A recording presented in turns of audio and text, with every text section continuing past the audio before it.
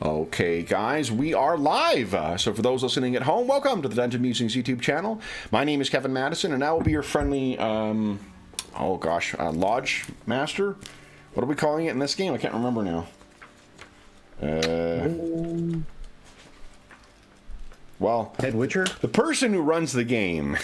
It's a very inventive name, because today we're carrying on with our ongoing campaign playing our Talsorian's very cool The Witcher RPG, my rare backwards cover edition. This is our this arc of the campaign we're calling the Season of Ravens. And with me today are the stars of the Witcher campaign. I'll go the order I've got you guys on the screen. Why don't you tell us who you are and who are you playing? First up is Sean. Hey, I'm playing Werzium, the Witcher. He's of the Viper School with dual wielding, and yeah. That's it. Next up is Robert.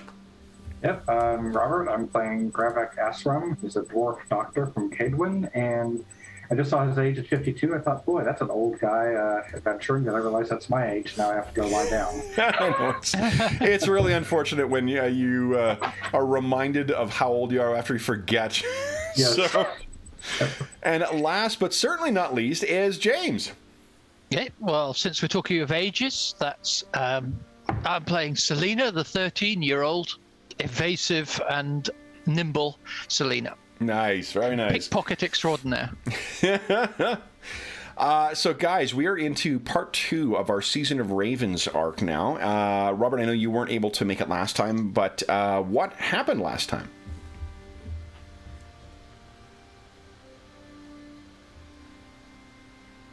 Let's see. 2 houses in the Northern Kingdoms, each alike. I don't remember the rest of that intro. Get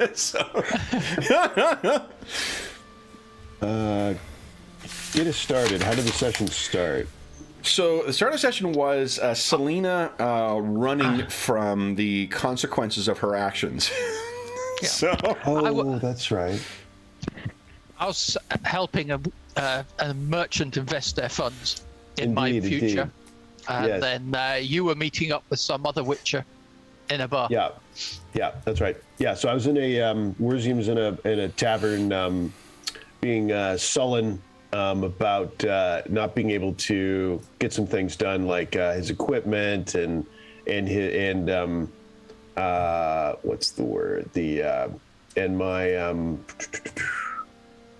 I was looking for an alchemist and didn't find one that I wanted, and things like this. And so he was being a little down in the cups, and then up walks another Witcher that surprisingly, and had a seat and bought drinks and talked about the job he just finished, and then Selena walked in, and I think everyone was kind of there at that point.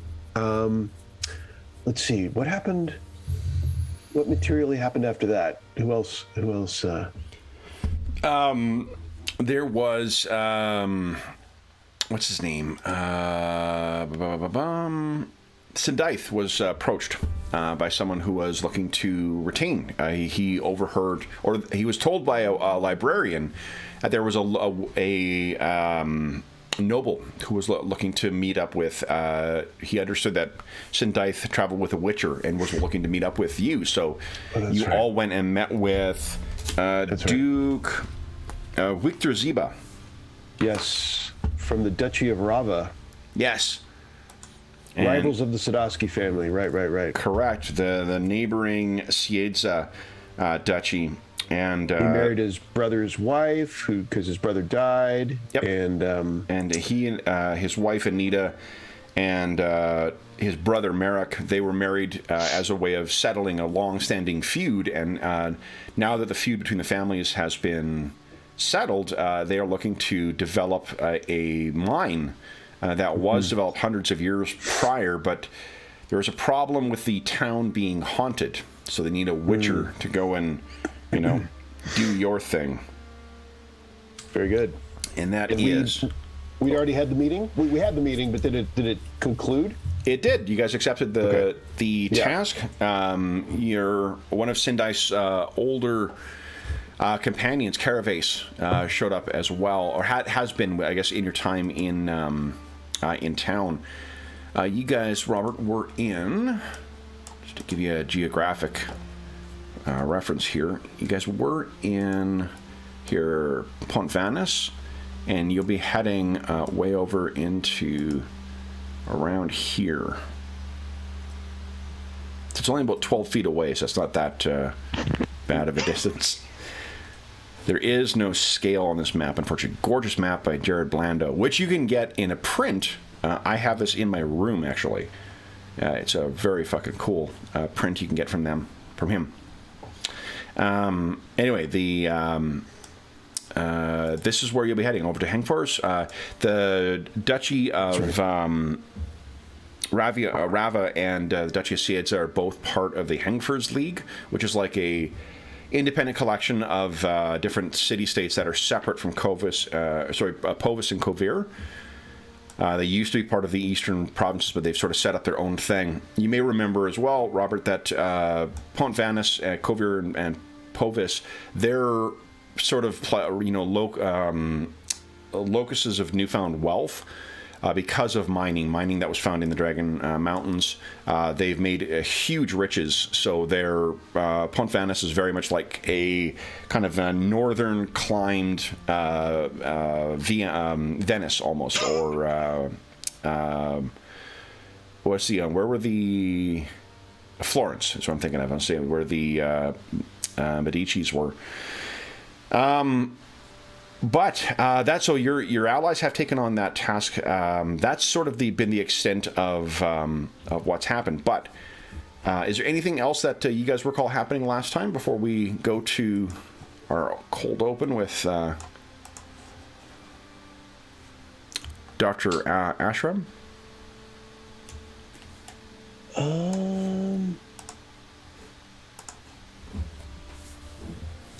Selena, you didn't have any other... No. I had no other adventures or anything like that. No I was ramifications. tootling along with you all, just being very innocent for the rest of the session. Okay. No ramifications from your meet at the very beginning of the session with that regional gang guy, or whatever he was. Not yet. Okay. Like the not yet. I think that was it then. Okay.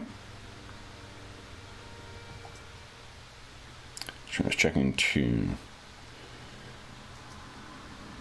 check something here, guys. Sorry about that. All right. Excuse me. My goodness. Thank you. Yeah. Where our scene opens is in the months that you guys have been in Pont Vanus. Pont Varus? I think I get that wrong every time. There's no way that's going to stay correctly in my head ever. Let's see. Pont Vanus. All right. Gravik, you've been making a little bit of money on the side as just you rented a little shop and you've been running a little clinic out of it. Easy way to get in. So you've got, you can picture it's really more of a, a single room with perhaps a small little closet in the back for extra storage in there. So it's really a very narrow little confines thing with big high shelving units that are full of a bunch of like odd concoctions and like preserved things in there. There's a single door that leads in and out of here that allows people to come in, but those of limited means who can't, don't have their own physician, they can stop by and get simple supplies for you. A lot of sailors with unusual rashes, showing up and wanting help with ointments and so forth. It's the usual unusual rash. It's the usual unusual rash, absolutely. Yes, okay. Yeah. Yeah. So what you're seeing your last your patient for the day. I think you probably keep unusual hours at this point as well, just to accommodate, make the money you can. Why don't you tell us a little bit about what Dr. Ashram's or Azram, what his thoughts have been? Like, what has he been thinking about that last adventure he's had? That sounds like it's one of the more unusual things that's happened to him since he fled to the north. Yeah, he's probably wondering exactly why he's still hanging out with these guys, but he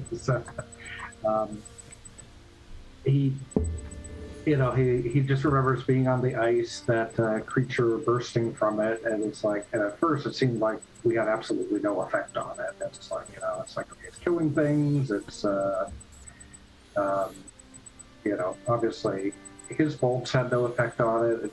I think it took Warzium a couple of swings or something before he really got in. He was really able to start making headway on the thing. Mm-hmm. And, he probably figured he was going to die at that point. He was like, okay, there's no way we're going to get out of this thing. And he'd seen Warzium before, and okay, this appears to be it. And but I think now he's just kind of enjoying being back in a city, being what he considers to be consistently helpful, even if it is just dealing with sailors who are doing their usual things. But I think he's probably getting back into a routine, starting to feel a little more comfortable. Like, usually when he begins feeling a little more comfortable, that's when he can be convinced to go out and do something stupid. Okay. So he starts getting a little bored. One thing too is that, like, everyone has money here, it seems. Okay. There, anyone. So, like, you've maybe run, when you've been in your downtimes traveling with Sindaith, you've had your times where you're running your, open up your little case and run out of there. There seems to be no shortage of people with money here.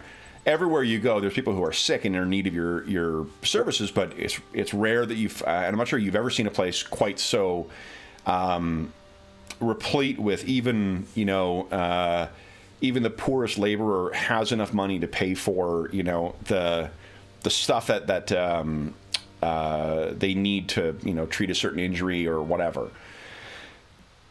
So you see your last patient, and when, for yours, a transaction basis, I wouldn't disagree with that. Long-term care, definitely you want to bill by the visit. Yeah. That's my business advice, at least, on it. Lawsuits and litigators. We're playing it soon, guys. It's coming. Coming soon to the Dungeon Musings YouTube channel. A game nobody wants to fucking play. Right. What you finish up with this last sailor. You give him the ointment you prepared. You give instructions for it. This guy seems a little. Not everyone you deal with seems like they're a racist piece of shit, but this guy sure does. So. Yep. He pays you, but he's not happy with it, but he stalks out. So just, last patient of the day has left you with a bit of a bad taste in your mouth. You close the door and, do you think you're sleeping in here as well, or are you sleeping in an inn with the rest of your companions? I guess... So he said it's pretty small. He might, if it's in the inn, he might like a little bit of alone time after once in a while. Maybe he has a small cot there that he goes to if he's not feeling like dealing with other people. Yeah. Maybe he, maybe rents a room out there, whatever, at the inn, whenever he's feeling like he can deal with people. Okay. So I think after this guy leaves, he's probably like, okay, I don't want to deal with any more idiots or any more racists, so I'm going to just sleep here. So you go over to the, you maybe put out one or two of the lights you've got in here, so there's only like a single candle that's burning. Yeah, go into the storage closet and retrieve your bedroll. For your height as well, like these shelves on either side of you would be fairly tall even for a human, and there is a little like rolling, or like not rolling, but like a ladder you can place in order to climb up, because even humans would need that to be able to get to higher up in the shelf. For you, it feels all the more so. I guess it makes the room feel a little bit bigger than it would proportionately, but it definitely feels like it's a very long, narrow, almost like cell type thing. So you are doing that, and then there is, in the way that like if you've only got one light source burning, like a candle or a lantern or whatnot, when that flame flickers, the whole room seems to shimmer. Yep. And there is this flickering. You look around, like, you know, your first thought is, like, did I leave the door open? Is there a breeze coming in? It's summertime, but, or it's winter, I guess, right now. But you look over and, no, the door is closed. And then you hear kind of a poop, poop, poop. Something is, one of the glass jars. One of the glass jars on the shelf that has, like, some have, powders or, herbs or roots or things in it. Other things have preserved animals and such in here. Poom, poom, poom. It is coming from those, or it's coming from that direction? It's coming from somewhere on, from the shelf, and it seems like it's about maybe 3 or 4 shelves up. Cool. Okay. Cool. So he looks at them. He doesn't get too close at the moment because he knows that, somebody maybe mixed something wrong and it's about to explode. Who knows? Yeah. He's seeing if any of the jars are, like, moving when that's happening. You're looking around, so you move the candle around. Nothing else, and because of how high it is up on the shelf, you can't actually see the jar that's making that noise. But you think you've located what shelf it's on. Cool. All right. He's gonna. Cool.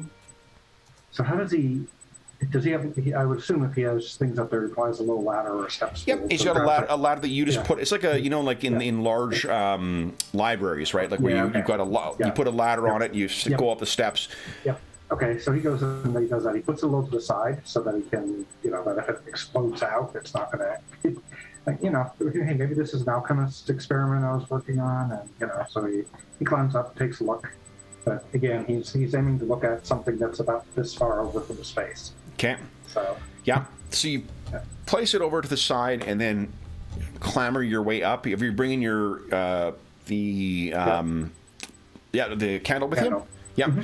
So you make your way up to the ladder. The whole time you can hear it coop, coop, coop, coop, coop. Mm-hmm. You get up to where you can actually see this thing. You're about maybe 4 shelves up right now. You're probably about your height up in the air. And you look over and there's one jar that has what looks to be like a salamander of some kind preserved in it. A little amphibian. And this thing has been boom, boom, boom, boom, kind of like hitting up against the shelves. This shit was here when you came in, and you know that it's not water that it's preserved in. It's some kind of embalming or whatever else fluid. Mm-hmm. As soon as the light hits it, though, it's you can see from the white in the eyes and the sickly, almost translucent quality to its skin that this thing's, it was dead when it was tossed in there how many years before. It stops moving. Mm-hmm. But it's looking at you, and its mouth is opening and closing in that fluid. Okay, so he's obviously a little taken aback. It doesn't quite fall off the ladder, but it's not what it was. So just from his perspective, he's looking at the size of the thing in there. The glass in the jars, I mean, is it relatively thick? He doesn't know the strength of animals or whatnot, but would he assume that the thing probably wouldn't be able to get out? Yeah, it's just like these things are, it's a sturdy glass, not like industrial, but like it's the kind that's intended to, it's not like a thin little beaker thing. It's supposed to preserve, so it's a thicker. Yeah. Okay. Opening and closing its mouth like it's breathing, but it's not breathing. It's still. And you're looking, and God, like maybe it's your eyes playing tricks on you, but it's not. It's not like just opening and closing. Yeah. Like maybe it's just your mind choosing to interpret it. It looks like it's trying to form words. Well, that's not as Selena was suggesting. That's not creepy at all. Okay, he has. I'm assuming he would have something like tweezers and pretty good forceps. So he goes in A. He picks up the jar and he brings it down to the floor. Okay. So you grab that thing, you sort of place it up against your side, and this thing keeps its eyes on you the entire time. Okay. So if you put it down, it's still looking up towards you and keeps mouthing whatever it's mouthing. Yep. He's pretty convinced he might be sleeping. That sounds like a good idea towards him. But he puts it in a corner where at least if it runs, it's got to go in one of two directions, or he can tell what direction it's going to go. And he opens up the thing carefully. He's kind of watching it. As he opens it, does it look like the thing wants to come out? Or it's drifting up. It's made no sudden movements. Even when it was hitting against the glass when you first saw it, it was doing so in kind of like languid, motions, like a goldfish kind of, where boom hits and then drifts back into the fluid and boom hits up again. Okay, he's got these forceps, the fairly thick ones. Yep. And he figures the thing's dead. It's not going to hurt it too much if he grips it too tightly, so he opens it up. If the thing doesn't immediately jump out, he just reaches in. He squeezes it pretty tightly. Yep. And he pulls it back out. Okay. You pull it back out, and as you do, you can see there's a bunch of this disgusting, stinky, like formaldehyde type stinking thing that goes out of it. He closes back up so that the smell doesn't fill the room as he holds it. And then this thing keeps gesturing out as this fluid is sort of coming out of its body. You squeeze it so like a lot of the stuff comes out, but then you can hear it sounds like it's there's a very, like, it's got tiny lungs that are being crushed by your things. It sounds like it's trying to say something. Okay, so he lets it up just a bit until he could start making out if there's any actual words. How close to your face is it? Not very. I mean, if he basically keeps it as far away as he can while still hearing it, he's not happy with this thing at all. See, you're slowly, like, cautiously moving it a little closer till you can hear. Yeah. And then you get it to about, so it's a foot away. You can finally hear it. And what the voice says. Well, that's not good. Would you give us a courage check, please? That's under your willpower skills. Or skill under willpower. Yeah, I'm surprised I didn't need that already. Is this courage check for Gravik or for me? Okay. No mods, I assume. So just no mods. Yeah, no mod. Just a flat willpower roll. Okay, so you jerk this thing back, and it hits the hearing your name spoken from this thing. You drop it, and it splits to the ground, and kind of looks up at you, and it again is just saying now. You can hear it more clearly.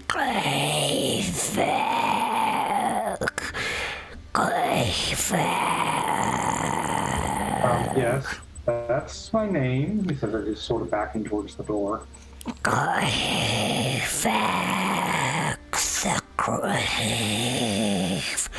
digger.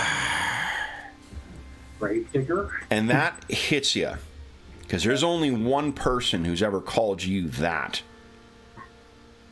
And you left them far, far to the south. That was his master. Yeah. And that's when you can hear, it sounds like the creaking of old wooden stairs. From the shadow at the base of the shelving unit. And you can hear a voice come out from there, much more clear. Grave. The grave digger. He grabs. So it sounds like there's stairs, right? even though there's no stairs in the room that are coming. It sounds like there's stairs. It sounds more, I reference that only for the sound it makes. Like there's a unique sound. I can't think of anything else when that creaking, shifting sound you get when you step on wood. I mean, walking across a wooden plank or a wooden floor might make some of the or a wooden deck, I should say, of a ship, might make a similar thing, but it's the wheezing creaking of old wood is the sound that you hear. Now, the voice that I heard from underneath the thing, is it kind of the same? Let me put it this way: does it sound like it's a faster? This sounds like something you know. Okay. So one of the things that we talked about between sessions was that one of the creatures. There is one of the ways. So this is impossible. If this thing has found you, like you thought you had escaped this thing. I can tell you the name. The name, at least this is not its true name. This is the name that you knew it by. Nightbiter. Okay. What does Nightbiter look like? It's hard to put into words. It is a large, it's a roughly humanoid shape. You can't see it right now, but your mind goes back to the times. It's one of those creatures that keeps many things secret, including its true name and often its true form. You've only seen eyes and claws and fangs in shadow. Okay. Eyes, claws, and fangs. Corpse taker. All right. I found you. I don't think he needs to know anything more. He grabs that jar still filled with formaldehyde, and he brings it down as hard as he can on the salamander. You smash it, and you don't even make any rolls. It just squishes like an old, liquid-soaked thing, and you hear from the shadow underneath the underneath the shelf. He was hoping that would make that go away, so he grabs his... Still a spiteful, cruel creature, grave robber. He grabs his satchel, Okay. and he's backing up towards the door, and he says... Where are you going? You can't flee, grave robber. You know where I am, where are you? And you hear that creaking once again, and then you hear a voice from the shadow directly above you. Am everywhere. And if you look up, you can see those same white eyes that seem to both reflect and absorb any kind of light that goes in, and the reflection of gore-soaked teeth. He opens the door. Well, actually, first of all, he puts the candle up high to banish the shadow. Yeah. So you put it up high, and what you get a view of is this. It's almost like his entire face is crafted of like a black, light, oily, almost reflective wax. It doesn't seem like he's made of living stuff. And he says, where will you go? You know you cannot flee from me. You can but bargain. So, I need to ask then, Kev, at this point, what you know thus far, basically, like the forbidden magics that your master used to control Nightbiter, because these things, to truck with demons is a almost suicidal task, particularly if you don't have a device to control them. Yep. What you did to affect your escape was to hide that. Okay. You didn't have the means of destroying it, but you hid it. So what you thought, Nightbiter would turn on your master and you'd be fine. And then that's what you've seen. So what the fuck is this thing doing back? Yeah. Okay. And you know that one of the things that Nightbiter can do is, given time, this demon can find anyone. Okay. Okay. And so he also knows that this thing actually is in the room and that it's not just a voice coming from somewhere Most else. definitely, Okay. yeah. All right. So he pauses for a moment and says, "What do you want? Creature of darkness." I want what you offered before, grave robber. And what did I offer? Freedom. He pauses. You need to know where the thing that binds you to this plane is. Your master has found that I am bound once again, which is why I seek you out, creature. I will report that you are here, and he will send me to seize you and take you to the quiet place. But you have not seized it yet, even though you could. I have but found you, I must report. If you free me, I need not follow his tasks.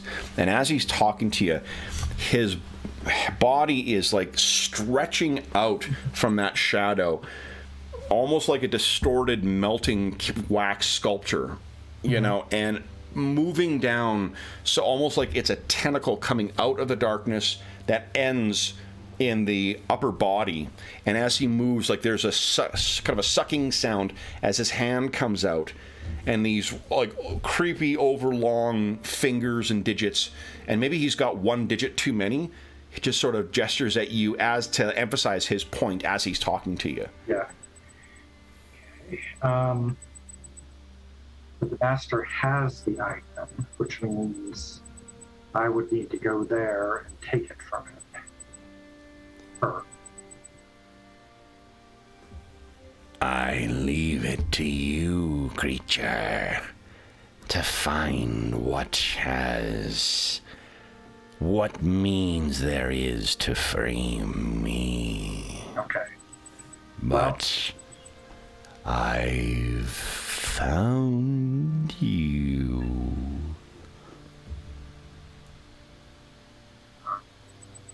I will try to do what you ask. If you were freed,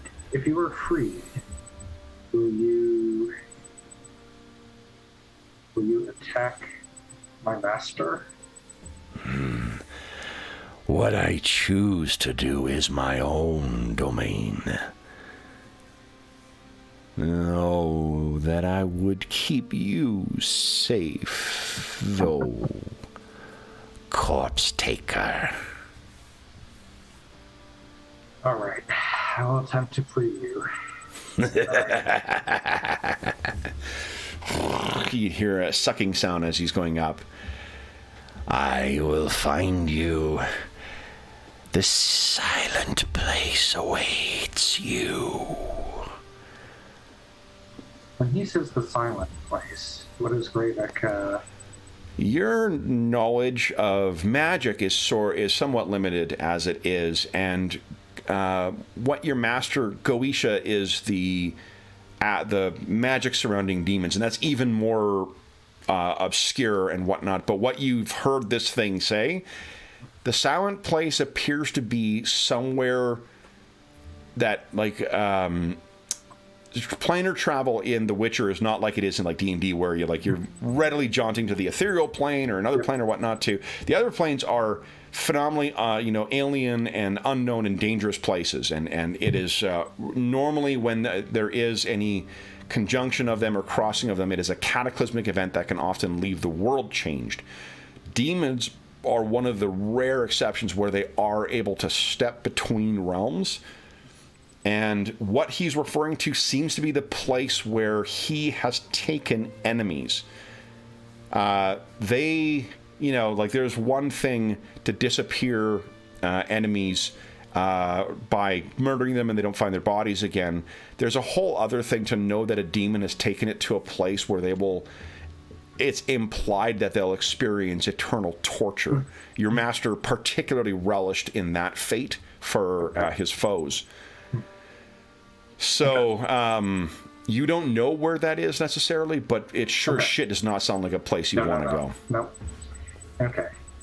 So this thing has left, or is... it's still cackling as it sort of moves up, and then there's silence once again, and there's just the overwhelming stink of that formaldehyde and the squooshed salamander. Okay. So he's going to pack up everything of use, and not just from his backpack that he might have had around, and leave, and probably never come back.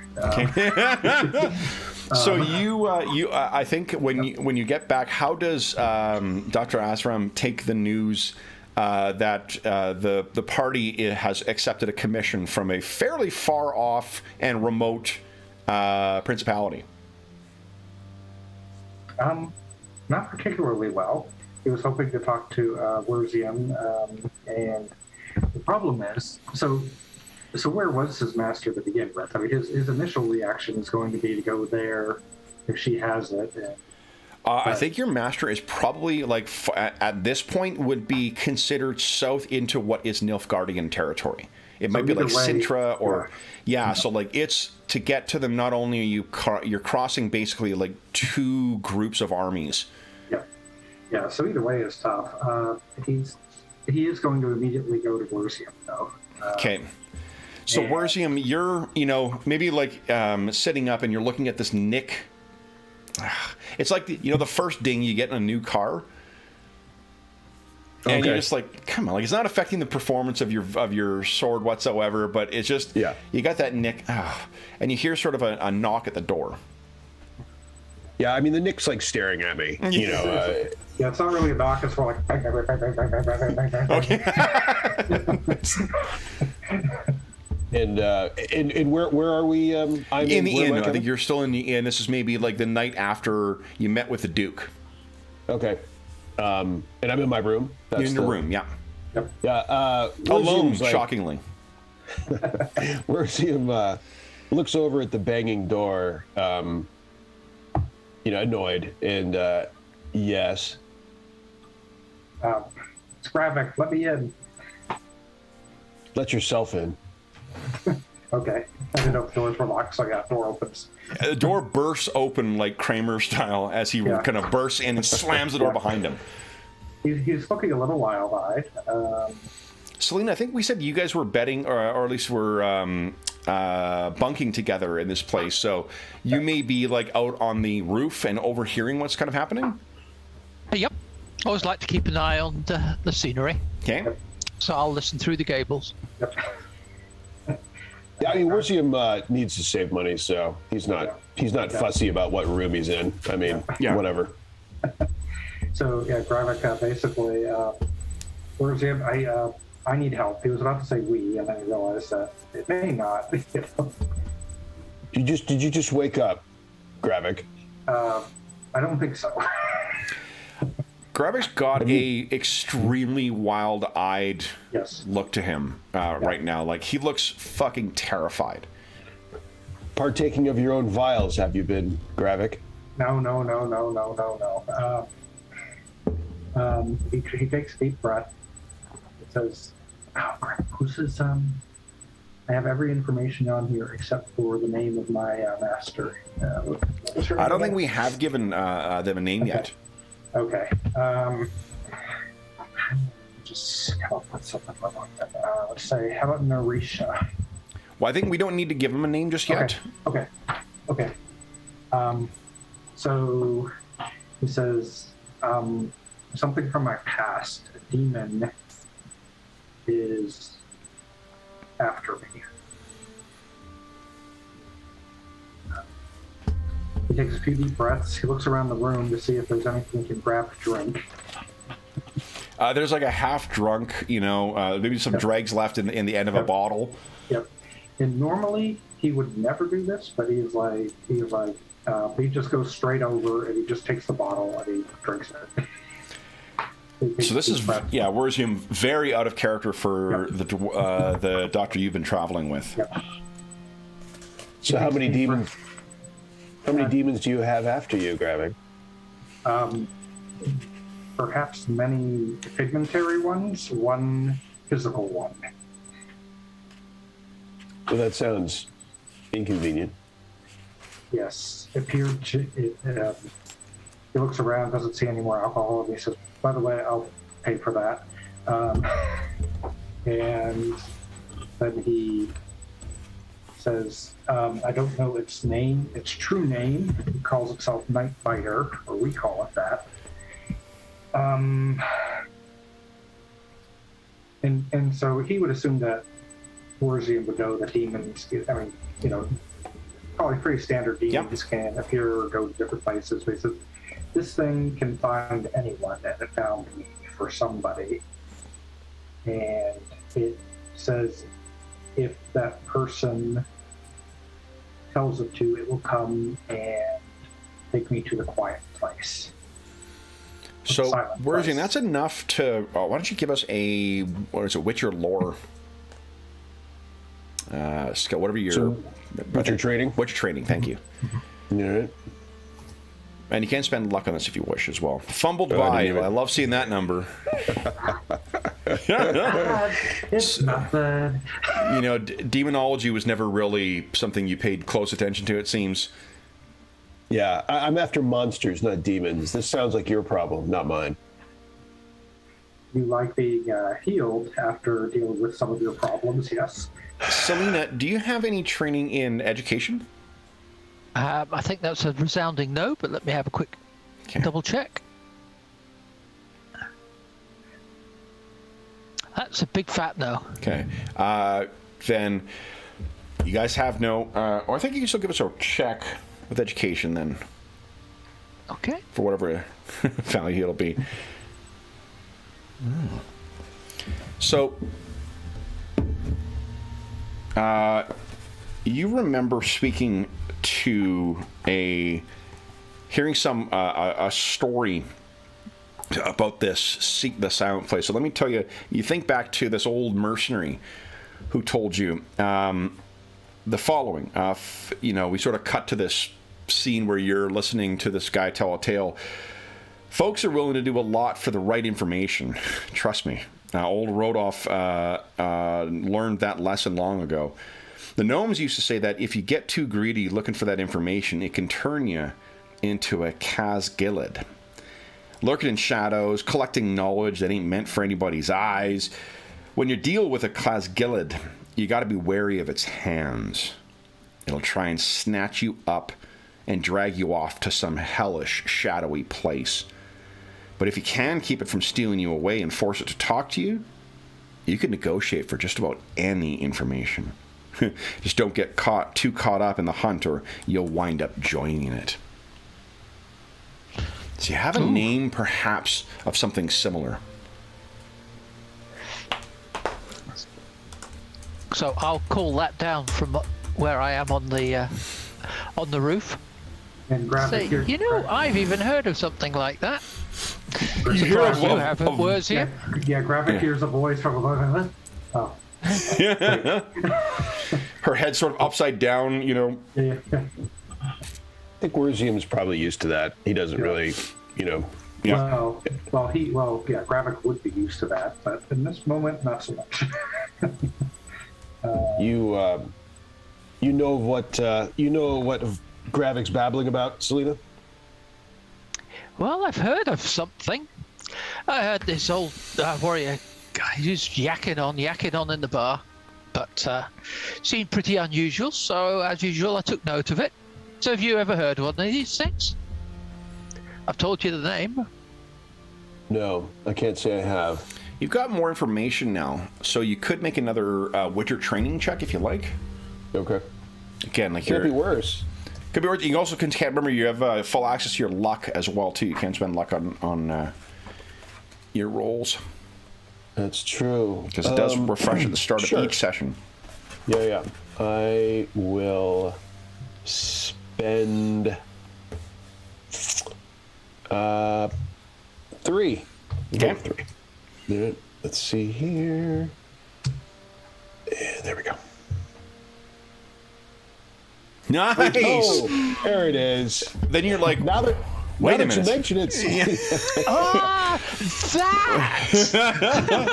Gravik was mispronouncing the whole thing. So now that I hear Selena say it, I'll give you the information here, and you can tell us how you choose to impart that information. So, Kazgilids are demons of knowledge who primarily prey on academics, mages, and scholars whose hunger for knowledge drives them to Goetia, to demon worship, demon magic, demon summoning, demon binding. They are not created from obsessed scholars. Kazgilid lives in the shadows and can make portals through these shadows to travel. This teleportation, combined with a Kazgilid's aversion to combat, makes killing them very difficult. A Kazgilid who feels threatened is likely to either disappear and return later, or steal away their target and escape through shadows. A Kazgilid can drag a person they touch through the doorway in their chest into its realm of shadows. The only way out is to kill the Kazgilid or convince it to let you out.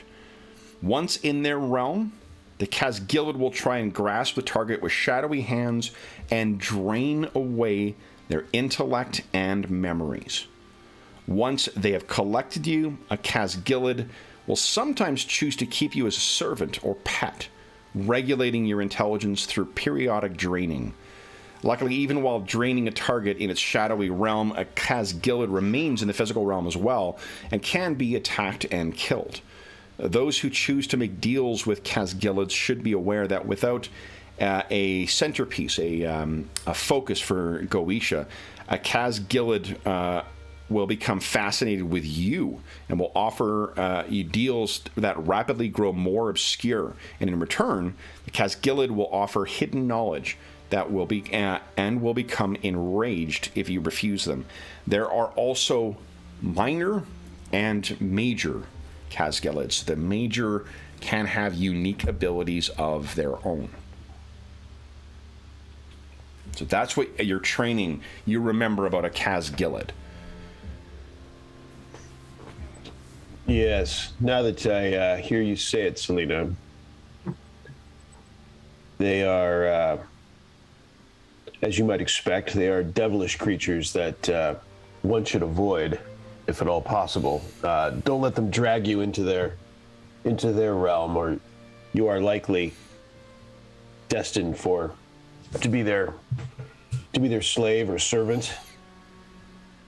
What have you done with this one, Gravik? It always amazes me how some people are foolish enough to mess with these things. As we're probably both looking at Gravik, or As we say that. Yeah, like you've never seen Gravik make use of any magic, nor have you ever heard of any dwarf using magic. But these things are the exclusive domain of practitioners of Goetia, or trying to tempt those types. Maybe Gravik was either, there may be some dark knowledge or dark past that you're not aware of with him, or perhaps he has dealings with a demonologist. So, Gravik, these don't just you don't just trip over these in the tavern. They are they haunt those who seek knowledge, probably knowledge that one shouldn't seek. So, what knowledge were you seeking, Gravik? I seek no knowledge dealing with these things. My former master did. And it appears she does not like the way we parted. And Why don't, Gravik, would you give us let's see here. Werzium and Selena, you're going to give us human perception rolls, but Gravik, would you give us Gravik's not human. Yeah. Give us a deceit roll, Yep. please. Okay. There it is. Yeah, he has no deceit. He's That's fine. I just want to get a sense, see whether they can tell that there's... Yep. Okay. So 15. Then Selena and Wortham, if you give us a human... Okay, so Selena, there is more to the story than what Gravik is saying here. So not only do you get yourself involved in things which you shouldn't, you then try and hide it from us. You become a bit of a liability, don't you? This was a long time ago. I did not think this thing was still around. It's my master controlling it, and it asked me to find a way to release it, or once my master found out where my former master found out where I am, he would come back and take me to the shadow silent place. So, Selena, with a roll that good too, you know, he's not lying. It's that he is, so like he's not being untruthful about what he said. It's just that you get the sense he's leaving some elements of the story out. But you Being definitely... Economical with the truth. Exactly. But he is being otherwise completely truthful for this. And I love the accidental referencing to it being his master. My former master. Yep. That's great. Yep. Come on, what else can you tell us? We don't want to be messing with this thing without knowing everything. What you can tell is, Wortham, the doctor's always been a bit twitchy in your eyes, but Selena, you've not seen him. He's not a coward, and I don't think you've ever seen him as terrified. Even when that thing was coming out of the lake, his nerve was holding more than how terrified he seems to be right now. Well, Selena's all on with that. Demons doesn't sound good to a petty thief. And I think, Worzium, for his part, he's just disinterested. He's like, gosh, I wonder what Gravik's going to do about this, about his problems. Yeah, I don't like the idea of this either, any more than Gravik does. So what's the practical concern here, Gravik? Why did it contact you? My former master, as I said, did not like the way that, and he pauses for a moment, and he says, I effectively tried to release this thing on her so that I could escape. I had hoped that it would destroy her and be able to escape back to where it had come from. Obviously, that's not what happened. The only thing I could do was escape, and she has now used it to find me. So the practical thing that could happen is it would take me away. And, he pauses. He knows the Witcher is pragmatic. He says, the only loss to you, practically, would be that you would have to find other ways of being healed after your battles. That would cost you money. Do you have a plan to deal with it? She is currently controlling it. He pauses while he says, no, I don't have a fucking plan. I just came, this thing contacted me 10 minutes ago. Well, it sounds like you should stick close then. And he... Gravik's hands are shaking like he's... correct me if I got this wrong, Robert, but it sounds like he's more upset than not only just scared, but now is sort of transferring into a bit of anger. Yes. His hands are just shaking with trying to figure out what to do here. Right. So the only thing I know right now useful is that she has the device, she has the focus that controls it. And that's she is probably in Nilfgaard, which we aren't getting there anytime soon. What's the downside of doing what it wants? Of what it's asked for? what you know of Clasgillids, Worsley, but I'm not sure you need to ask that. So The in other downside words- is like, why the fuck would this thing keep its word? I see. So it's not trustworthy. Gotcha. Yeah, I mean, right now, if it's as Gravik says, then the centerpiece, the thing that can basically control the demon that he tried to cast aside, that's that's no small thing. Like Gravik, I don't think that you guys knew that this is what happened, but he basically took and hid the thing that controlled the demon, hoping that it would like not just kill him, but then it would allow him to escape. That's a pretty ballsy move to deal with, to piss off not only a very powerful, if those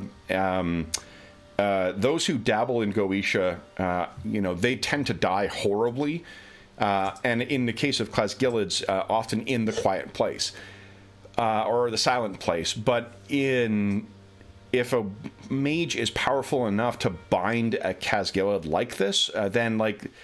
He's not only running the risk of pissing off a demon, he's also running the risk of pissing off a very powerful mage. So our good doctor here has pulled off a very impressive and brave task to try and free himself.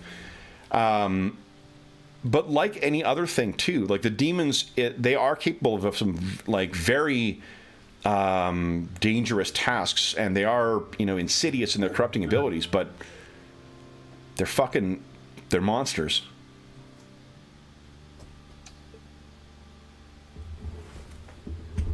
What were you doing working for this mage anyway, Gravik? I mean, you're a doctor and all. What am I missing? She was teaching me some of my current skills, which I use. And when I first met her, I did not realize how corrupted she was. By the time I did,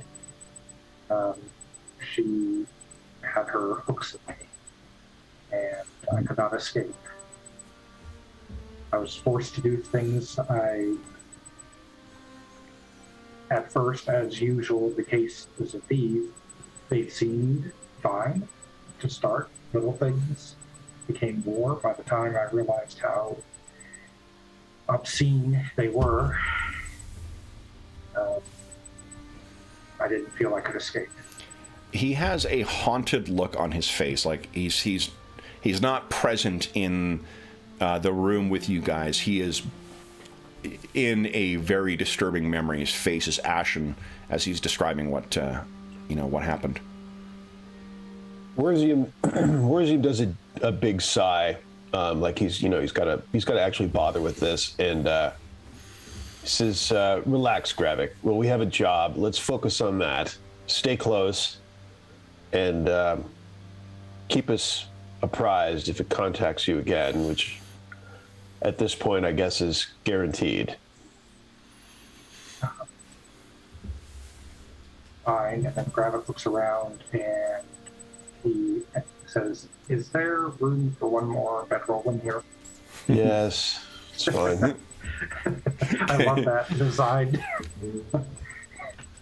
All right, so he very quickly unrolls this bedroll that he had kept in in his clinic, and then curls up. But if I'm not sure if Worzium is going to sleep or Selena's going back on the roof or what, but Gravik, your eyes are wide open. Oh yeah. He's not sleeping anytime tonight. Yeah. It's night, Kevin. That's the nighttime. Yeah. Okay. Yeah. This is the evening after meeting with the Duke, so it'll be the next a day or so is when you guys will be departing. Yeah. Sounds like he's. I mean, Worzium's probably done for the night then. If we were already at the tavern, so. Yeah. Okay. He'll kick Gravik's feet to the side. He needs some space too, and. Okay. Gravik doesn't even notice. And Selena, are you spending a little more time on the roof, or are you coming in and bedding down as well? No, I'll come in and get on my bed sheet. So as the lights go out, Gravik, your eyes are just any place where the shadows pool. You, in your mind, can hear that taunting voice again. One quick question regarding this thing, and can it move between? In other words, how fast would he expect to be able to get back to Melkar? You know that it's not like these things. In your experience with your former master, they are demons of knowledge. Like they can find answers to anything. They can find the locations of people and whatever. But they need time to do that. It's not an instantaneous. They're not wells of infinite answers, you know. Okay. So in the past, it has taken sometimes a week, sometimes a month before the demon returns with the knowledge. So you may have time, but yeah. Okay. He makes sure to impart that before all that is, so they know that. But, yeah. What do you say? So this is actually the former conversation. He says, hopefully we have some time. He can't instantly go back to my master, as far as I know. It will take him time to go back and return. If you're relocating, I think, like anything, like they won't instantly know where you are. They can't just tag you and whatnot. They have to find you. It will find you, absent there being any kind of interrupting thing. But if you change locations, that most definitely that will make things more difficult for it. It's the reason you fled in the first place, right? Yeah, right. And so and is it actually going on this mission probably gives us a reprieve as well, except we'll have to find it again. Rosium replies, "You're welcome," and rolls over. All right. So then you guys bed down, and unless there's anything else you wish to do, that evening passes. Why don't we take our mid-session break? I know we started a little late today, but we're at our mid-session point. Why don't we take our mid-session break now, refresh our beverages and such, and then we'll come back and pick up on your voyage to the Duchy. So for those listening at home, we'll be back momentarily.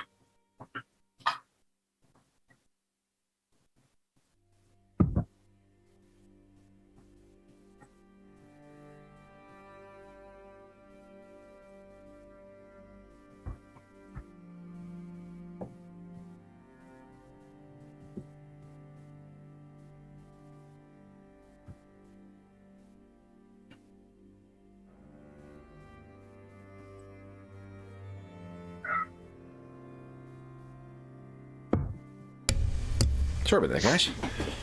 Okay. So, unless there's anything else that you guys wish to do before we depart, then we can actually cut to you guys arriving in Hangfors. So this is taking you probably a week or so of travel. How does everyone respond to the travel by sea?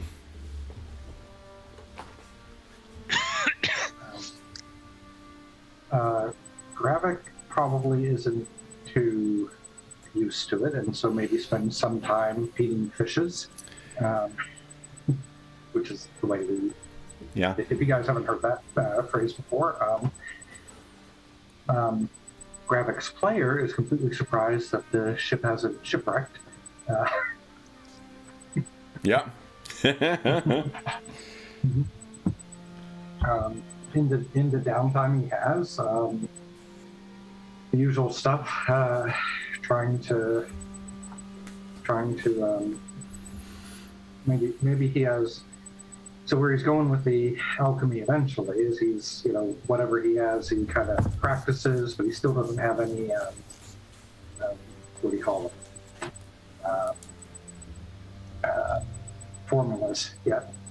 That he probably was planning to give some with some of the money that he made, but at the same time he completely forgot because of the other stuff that had just happened. Yep. So he might do it at the new place if he has time. Okay. So. Yeah, and Hangfors is a big enough. This is the capital of the Hangfors League, of the collection of smaller, what do you call it? The smaller duchies and princeships or principalities and whatnot that that make up the Hangfors League. So there's definitely it's not as it's not certainly not as wealthy as what Pont Vannis is, but it's got the energy of a of a new nation, basically. The young king here is King Niedemir, who is definitely got the support of the people and the other leaders. So, if anything you need to purchase, you can certainly do so here before you depart. You have been given the place where you're going, and the Duke has gone ahead, so you guys will be traveling on your own up until into Rava. Excuse me. Anything you guys wish to do in Hangfors before you set out? I'm checking on if I can afford what I might want. I don't think you guys did get so. I think there's 6 of you in total in the group now. Party 1, Okay. 2, 3, 4. No, it's 5 in total. Caravis. So that means you each would have 20 crowns to spend, because you had 10% advance from him. Oh, okay. I saw 50 from the first job. That was 50 everybody got. Careful, Wurzim's gonna be eyeing you. I take money for monster. I might take money for Demon Bodyguard. It's possible. Yep. Against demons. What was I going to ask? So I assume that he didn't make any kind of money off of the little practice he had. Nah, I think it's more you were sort of keeping. I think what you can do is, because you were running a practice, let's say that you earned an extra 25 crowns. Okay. From that, just because it was a wealthy, place, Okay. and Okay. If he passes at some point, he passes 5 crowns back to Wurzim for the liquor that he drank. All right. If you insist, Doctor. I know that's far more, but he doesn't care. He also knows that. Yeah. Is there any appropriate time to try to find an alchemist again, or yeah, you could do it here, sure. Yeah, I will. That's a need that Wurzim has. Yeah. Let's see. So, What would I? Well, how would we? I forgot what we did last time. I think what we need to do is, let's see here. Well, you're going to find it's really a matter of just the cost. Let's see here. The cost of the alchemist will be We looked this up last time under the... Well, I might even have, let's see, no. You definitely put in on the Discord about what the cost of crafting the sword was. Yes, 100. Well, it was 100 crowns. You said. Yeah. I did. Yeah, it was more than that. Yeah, it was you had a big discount on there. It turns out. I did. You're right. Yeah. So the labor for it. So let's see. I'm leaving the sword. I don't have. But I am interested in the alchemist service. So that'll be 35 crowns for the service. Okay. Okay. So just pay that, and we'll make the alchemy rolls. Then we'll make the alchemy roll, yeah. And I think, hold up, it's out of, I think it's out of Witcher's journal. Let's see here. Let's see. There we go.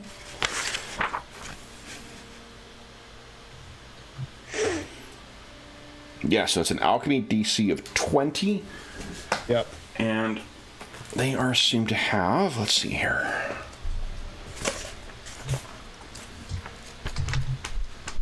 Oh, where's my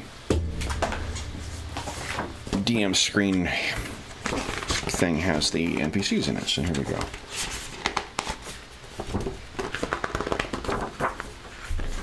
Here we go. Artisans, here we go. So, that'll have a total of 15. You want to give us a 1d10 exclamation mark plus 15. Okay. Good chance this one actually working. Nice.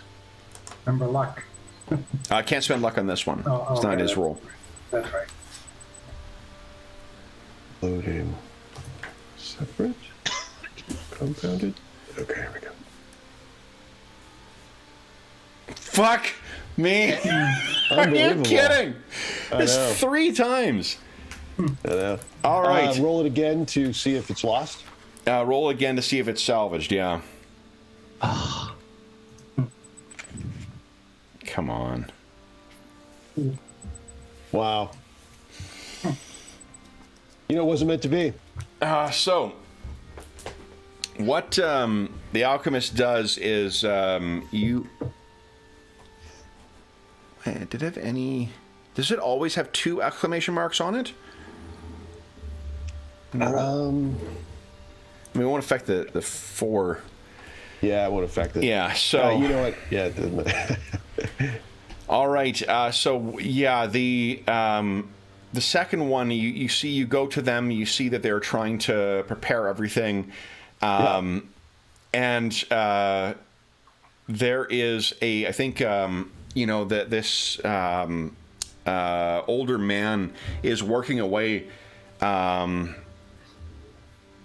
It reminds me of one of my favorite, one of the first stories from Gotrek and Felix is the ending line is Gotrek saying, "Why are you trying to strangle that old man, manling?"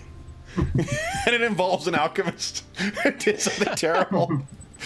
So it is. I think what you see is this thing. This old man is like adding things in. He's got the big apparatus that's in there, and you're overseeing this and kind of like nodding your head. And he's working and going and adding things in, and this has been an hour's worth of careful procedure. He's taking temperatures. He's making sure that mixtures are going in at the proper amounts. He's ground things down to the very precise amounts in his mortar and pestle, and then all of a sudden there's a poof. And there's a flash freezing of his entire apparatus as if it was left out in a blizzard. And he just looks at it and goes, oh. Oh. Oh. And looks up at you. Yes. I see.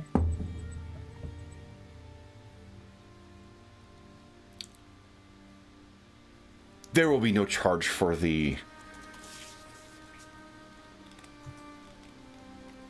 half discount.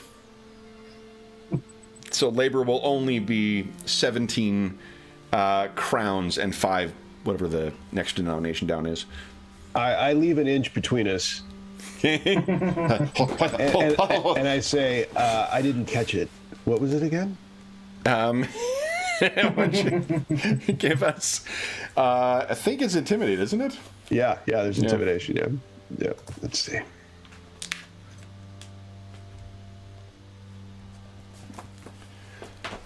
I said that it would. I said I think there'll be no charge. If you let's see, what's the name of it again? If you come across another similar mutagen, you'll obtain it for me, won't you? And I'm basically, my mouth's almost on his nose at this point. Yeah. Of course, I'd be happy to try make another. I feel like we made valuable progress in this. Well, I'll be back. I expect progress. Good. Of course. And he looks over and kind of like, at the apparatus, because I mean, you can see little bits of it are sort of cracks. The whole thing is ruined because of the way that it interacted with it. But you walk out with yourself. What's up? We're yelling at somebody. I don't know who. Hold on. Oh, there's nobody outside. So, Wurzim is in even seemingly a fouler mood than what he was in before with this. So, Selena and Grevek, anything you guys wish to do before you set out?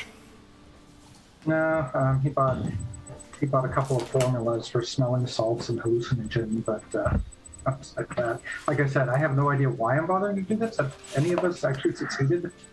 I think we succeeded on one thing. You need to time that expenditure of the luck with your crafting stuff. Yeah, you've got an alchemist in the group. Yeah.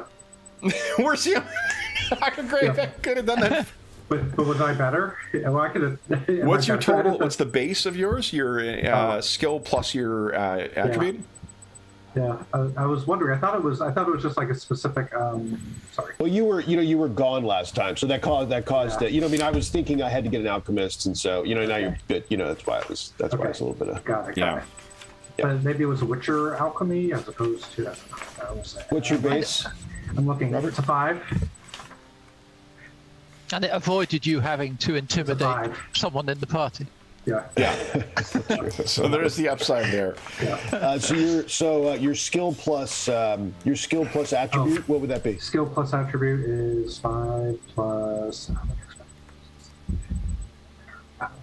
Total is 11. Okay. Well, they were better. They were 4 better than you. So Yeah. One of those things. Yeah. All right. So if there's nothing else, you guys can pack up your supplies and start heading out. So when you were leaving, I was looking to see if I had loaded. I can't remember if I loaded the images of the backwoods traveler. No, I don't think I did. The Witcher.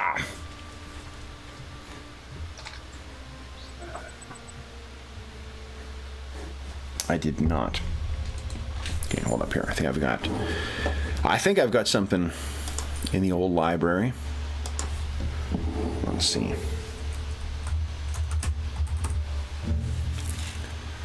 I have a lot in the old library. Wowzers.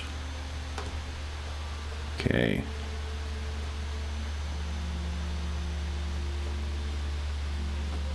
Oh, so that's interesting. I didn't realize that you actually had to have the formula according to this. In order to work on the mutagen? Yeah, it just says it grants you +2 to the alchemy skill roll to make the item. If you have the formula. Well, yeah, you need to know the formula one way or the other. But if you have it if you have it actually with you, you've got the recipe you're referring to. Yeah. Okay. Which is what I call the Kev technique of cooking, which is to triple check every time you. Yeah. How much of that was it supposed to be again? Okay. How much was it again? Let's just make sure. It was one of Rob's rules of cooking when I was in grad school. It's like, hey, make sure. One of them was make sure that the ingredients and instructions are printed on the box. Yeah. Whatever you buy. I've gone over to throw away those the box. astronaut meals lately, so like I haven't had to cook a meal in quite a while. But there's a food like a pre-prep food service thing in Calgary. Okay. Yeah, nice. Yeah, it's pretty great. It's just the foods, they're all pretty good. I got so annoyed with the mess made by those like cook your own meal things, like the it wasn't HelloFresh. I was signed up for something else, and just like like they're a little bit more convenient because you have all the ingredients you need, but like it still makes a huge fucking mess every time you cook them. Yep. Right. So if you're cooking for yourself, it's a pain in the butt having to clean up everything. If you're impatient like me and you don't enjoy cooking like me, it's a chore for me. It's not something I enjoy. Once in a blue moon, I like it, but it's... like the odd, if there's something... But I mean, like, the... we tried to make our own for Christmas last 2 years ago. I made turkey for my son and I. Turns out, instead of that, I almost gave us salmonella. Yeah, woefully undercooked it, and then like my son used up all the flour without telling me, and I didn't check beforehand, so I had to make gravy with cornmeal instead of flour. So it's just like there was nothing good about that meal. I should have stuck to our usual plan, which was make tacos for holidays. Yeah, right. At least you didn't eat it. My dad and I, when I was probably about 10 years old, made some sort of chicken breaded thing, and I was like, man, this stuff is awesome. And he was thinking, my mom was like, that's undercooked, and we were like, oh, it's fine. And then we were on the shitter for the next 3 days. Yeah, she didn't eat any. Oh my god, there is nothing like food poisoning. So Nope. Holy shit. All right, so I brought you guys over here to give you a sense of what you are traveling through. So as soon as you get out of the forest, basically, there are a bunch of smaller towns, built around these kind of ramshackle keeps that are out here. But in comparison to the grandeur that you've been experiencing in Pontvanis, this is a much more earthy kind of land that you were traveling through. And it's probably going to take you a week or two to get up to the duchy. You have training in survival, I believe. Where's him? Sure I do. Let's see. I thought I saw that you get that as one of your class skills as a Witcher. Oh, yeah, there's that too. Yeah, for, let's see. So you'd have at least a 1 in it. Within a hostile environment or difficult terrain, a Witcher can lessen the penalties by half their Witcher training value. Oh, nice. Well, but you also have, hold on, what is it called? Is it called Wilderness Survival? And then there's that, yeah. Wilderness Survival, I'm a 4. Yeah. Yeah, okay, great. Both, yeah. Whatever.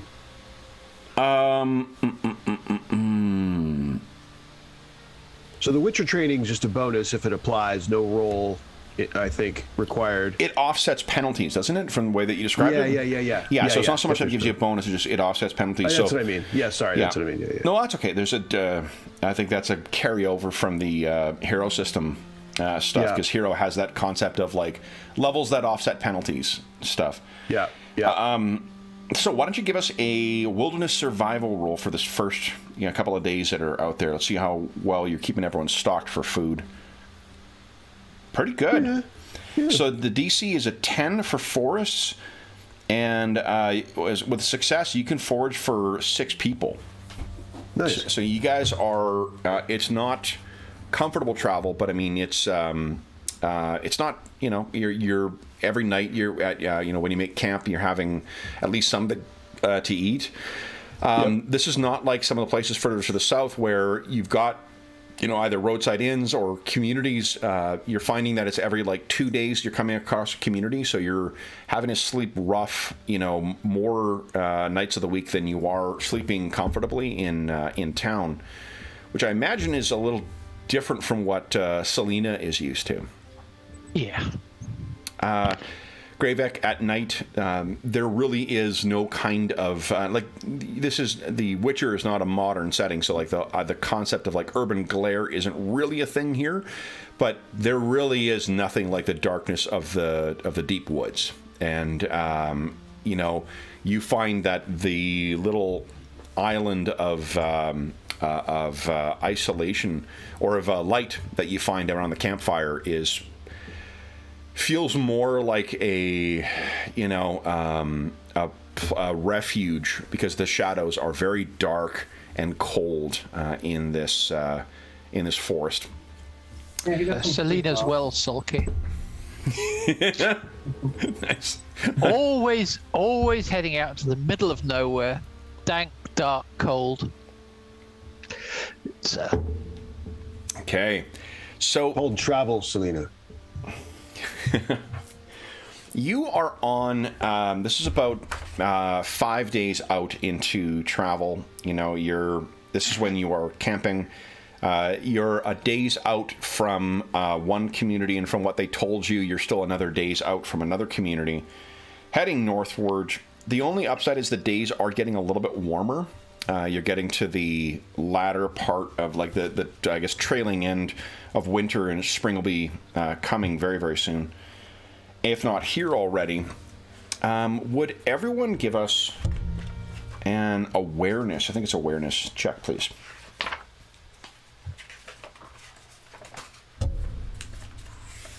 Awareness is the name of the perception skill on this, right? Yeah, under intelligence. Is any of my practice paranoia kicking in? What does that do again? That means that whenever I come within 10 meters of a trap, which includes traps, men-at-arms, ambushes, and then I can make a roll to spot it. Yeah, if your practice paranoia is better than your awareness, you can roll that instead. 32. Well, I'll go with the awareness. Yeah, no shit. Holy smokes! All right. So, I mean, it fits with your practice paranoia as well. You're sitting there. Tell me what your evening routine is. Like, does anyone break out a lute and sing, or do you guys play card games, or you just you're exhausted from the day's travel, from having to make your meals and whatnot, and you're just staring at the fire in silence? Witchers. Go ahead. No, Gravik does have a flute, and he would probably play that partially to try to calm himself. Okay. But yeah. Yeah, I mean, it requires the control of embouchure and control of your breath control. So Yep. I can see how that would be relaxing. Yep. The Witcher's staring into the fire, debating on whether he should have ransacked the alchemist's office for other mutagens. He's just being sullen and. Why are you strangling that old man, Manling?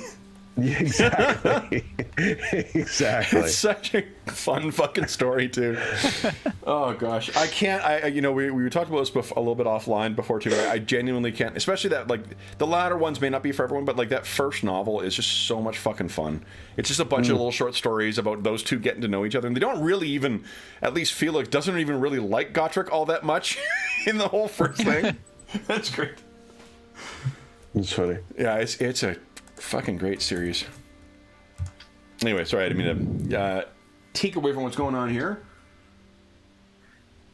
So I guess Selena will have, having warmed up next to the fire, will then head off it, wrapped up in her winter clothes, off a little bit further back into the shadows. Okay. So you're sitting back a little ways from the heat. Maybe that's why you're far enough away that you can hear quite clearly. And with a roll like that good, there are 6 men who are closing in on your camp. And they are trying very hard to not be spotted. Now, give me just a moment here. And where's him? I want to see if you succeeded, because you rolled a 19. Where is it here?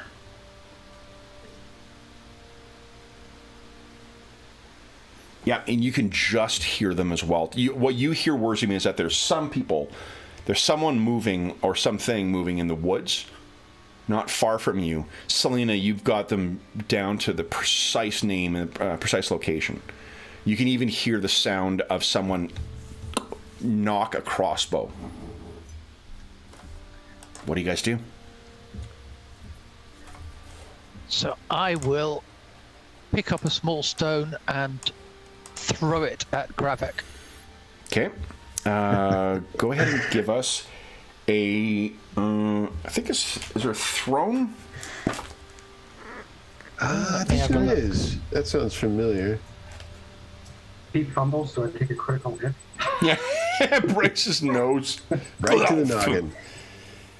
Yeah, noggin's pretty harsh. Throwing.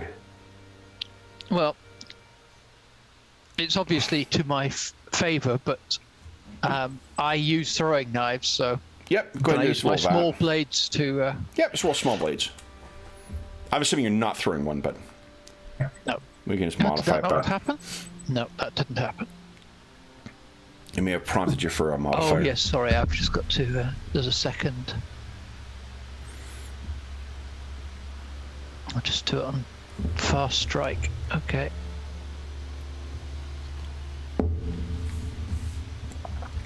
A torrent of stones come flying at Gravek. Fucking tough crowd. All right, fine. I'll stop playing.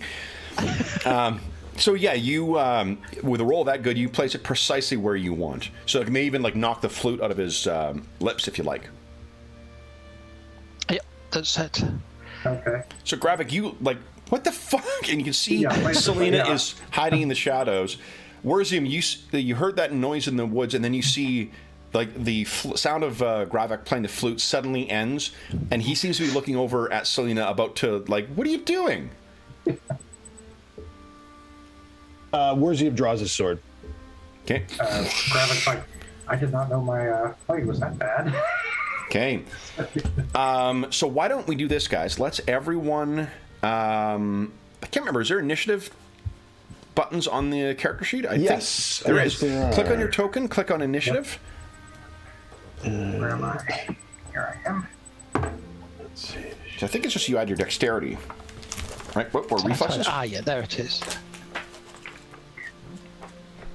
Initiative.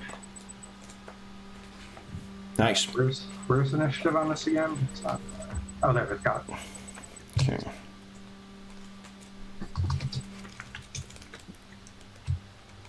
Yeah, that makes sense. Yeah, reflex. Okay. So.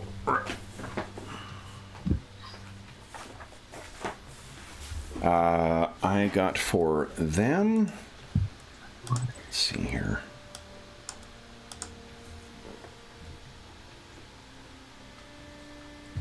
Six. Okay, an 8. All right. So. I'll move the tokens up to this layer here, but Selena, you can hear that they are about maybe like 10 meters off in and closing in from seemingly every angle. Okay. You hear a whistle, and they begin kind of moving in. Wurzim, you have your sword out right now, but let's go round per round now. Selena, what are you doing? I'll draw my two throwing knives. Okay, so you have your swords out throwing knives out, throwing swords. And then I'll try and keep under cover. In our Legacy of the Crystal So Shard just- campaign, our first fatality was the guy who threw his bastard sword or two-handed sword at a rampaging Yeti. Turns out it's a suboptimal thrown weapon, to say the least. Yeah. All right. Fatality for the Yeti or for? It was for suboptimal for the fumble? player. The thing is, it wasn't a Yeti that actually killed him. It was him going on his own to go and angrily confront a crime lord. So I see. campaign's about 80 sessions in, and every now and then we cut back to like this a snowdrift where his body is, and you see a hand sticking out from it. Yeah. Nice. Where's he? What are you doing? Was I able to tell that they were, they You can't- clearly didn't. Yeah, you can tell there's Announced- something out there. You can't tell what. All right. I say, something's coming. Do you hear it? And I've stood and drawn my weapons. Okay.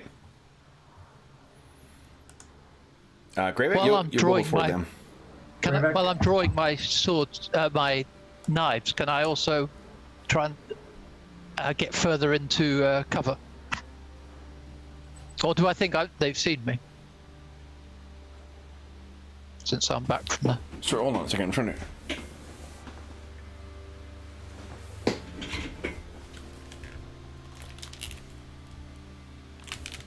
So I thought I heard something here. Okay, so which wasn't Anna barking for once. Right. She's been very quiet. She's this is early still for her. So, hi, sweetie. She's staring at us now, but she was sleeping for the first half of the session. And I still have the blinds down too, so she just can't see, which is good. The neighbor and their dog are out in their front yard, so that would be noisy. All right. Yeah. So sorry. Can I, while I'm getting my knives out, can I slide back into the bushes, as it were, into cover? You could try to. Yeah. Why don't you give us a stealth check, please? What is there? Oof. Okay. So you slip back in. Let me think here. All right, so you drift back, and Wurzim and Gravik, you've seen Selena do this before, too. She's crouching down and seems to be almost invisible. Gravik, what are you doing? So he doesn't hear anything. No, you don't know what's going on, but you know that the ones who, when they say there's something coming, I think you can come to trust. Did you guys point where they're coming, or were they all I mean, I'm probably looking that direction, if I know. Yeah, he can hear stuff in the woods, but at night, it's tough to place where they are. Selena's the only one who could tell precisely where they were. Okay. Well, Gravik he sees the direction that Wurzim is looking. Okay. He draws his crossbow, and he backs up. He wants to get on the other side of the fire. So I think, remember, you can't travel with your crossbow loaded. Okay. Right, so you'd have Unless to... I take another... Yeah, so I draw it, I'll have to load it. Yeah, so I think... do crossbows take a round to load as well? If you take a round, I could take another action to do that. Oh, yeah. Take your... So spend it... It's what, 3 fatigue? 3 fatigue, yep. Yeah, or 3 stamina. 3 stamina. So Gravik races down and hurriedly loads his crossbow. Yep. All right. And I'm on the other side of the fire from the direction that Gravik's looking. So the idea being that the fire's between me and where Gravik thinks the... Sure, yeah. Okay, so then they are going to make their way up a little closer. And then... Oh, snap this here.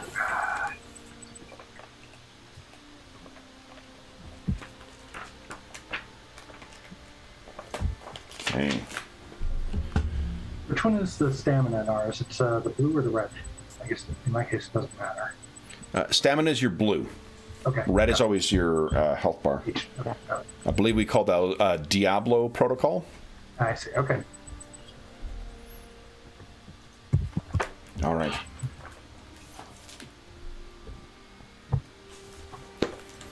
Okay, so there is going to be the sound now. Unfortunately, you cannot see where these things are coming from, so you can't really defend against what's going to happen here, Wurzim. But I'll have 2 shots on you and 1 on Dr. Gravik. So Okay. I have...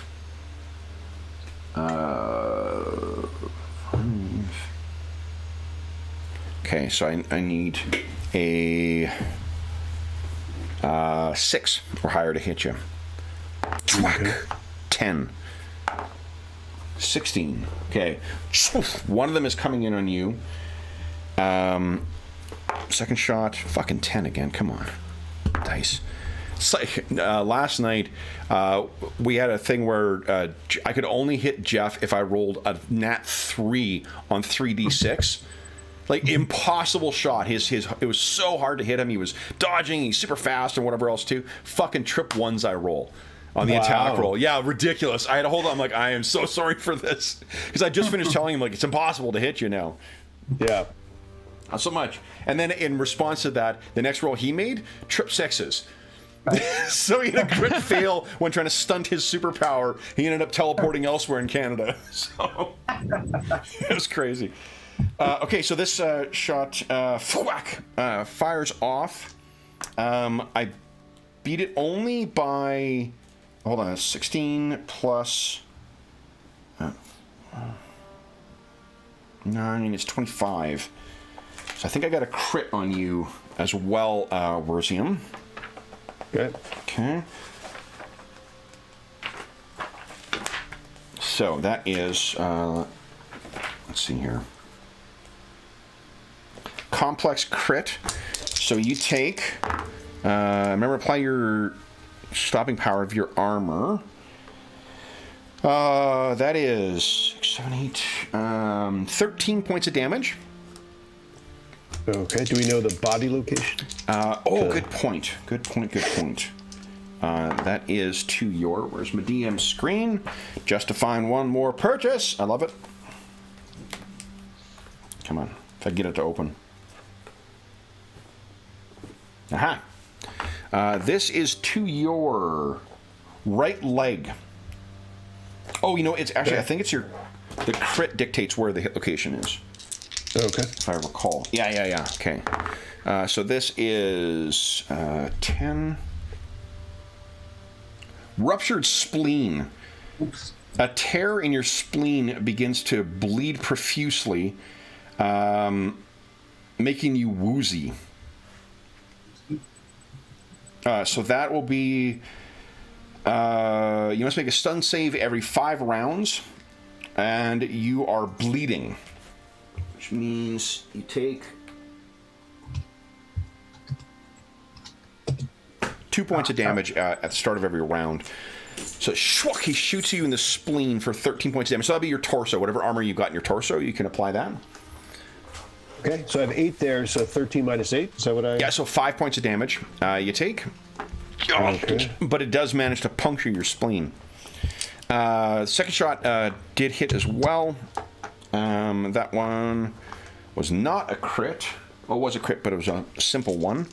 We get to dodge or anything? Oh, no, these are... Yeah, because they're firing from the dark.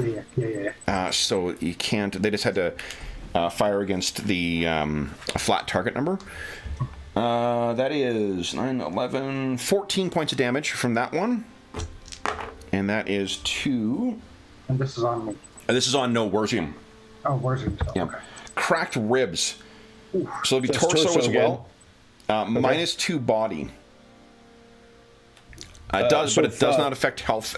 It does not affect your health points though. So and that one would be less. What was the damage on that? 13? You say 14 just now? 14, I think. Yeah, 13 or 14. And then your so armor's 14 minus 8, right? minus 8. Yep. So another 6. Yep. And you got a cracked rib. Okay. Then on Dr. Gravik, that is a hit, but not a crit. No armor. So Hit locate. Oh, you have no armor. Oh, then this could be bad. Hold on. Then this is to your. Oh, you have no armor, so it doesn't matter where this hits you. Does the. Oh, hit location affects the multiplying for damage. Hold on. So you are hit in the left arm, so this will be half damage. Okay. And you take. That is 7 points of damage, so half rounding down is 3. Take 3 points of damage. Okay. To your left arm. And then, so that was 3 of them got to shoot, 3 of them get to run in. We'll do 1 on you and 2 on Werzium. These are very rough-looking, maybe like ex-soldiers or whatnot, bandits nonetheless. Well, I'll keep it with Dr. Greyback for now. Do you want to defend here, Dr. Greyback? Yeah, I will dodge. What would you like to do? So you get 1 free defense, and then the other ones cost you more. He's trying to hit you with a sword. Okay, so I'm going to do 1 dodge. 1 dodge? Okay, so go ahead and roll your dodge. Yep. I rolled... Ooh, terribly. Oh, and I fumbled. Oh, shit! I didn't roll that bad. So hold on. Oh gosh, I may have got a crit on you. It's 2. Sorry, the reason I'm having to do the math in the original rulebook, they didn't just give you the base, so I'm having to do fucking math every time when they're using different weapons. It's 6, 11, so 13. I rolled total by 8. One crit. Yes, and I think it's actually. Oh, 8 is a simple crit, so it's not that bad. All right, then I got to keep that crit table open. There we go. All right, so he comes in, slashes you. You take. Let's see here. That is 10 points of damage, Dr. Gravik. And it is 2. Let's see here. Ooh. The blow lodges a piece of clothing in your wound, causing an infection. Your recovery and critical healing are quartered. So he just carves into you, and part of your tunic goes into your body. And then I've got 2 on you, Werzium. So how would you like to defend for your first one? Parry. Parry. Okay, so it's -2 to your roll. Go ahead and give us a parry roll. I got plus 11. I got a 13 total. All right, let me see. Parry. So I'm using the. I'm choosing parry, so I'm assuming -2 will come off there, but we can check. Yeah, sounds good.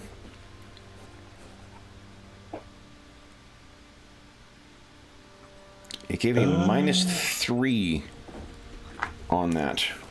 Do you know what that's from? I don't know what that's from. It says -3 parry, so. Oh. Yeah, oh, yeah. good. So that's yeah. what it's supposed to be. Oh, good. Okay, perfect. That's what it's supposed to be. All right. So yes. So you toss us. That means that one of them is unbalanced. Okay. Or sorry, staggered. Staggered. Let's do. Gotcha.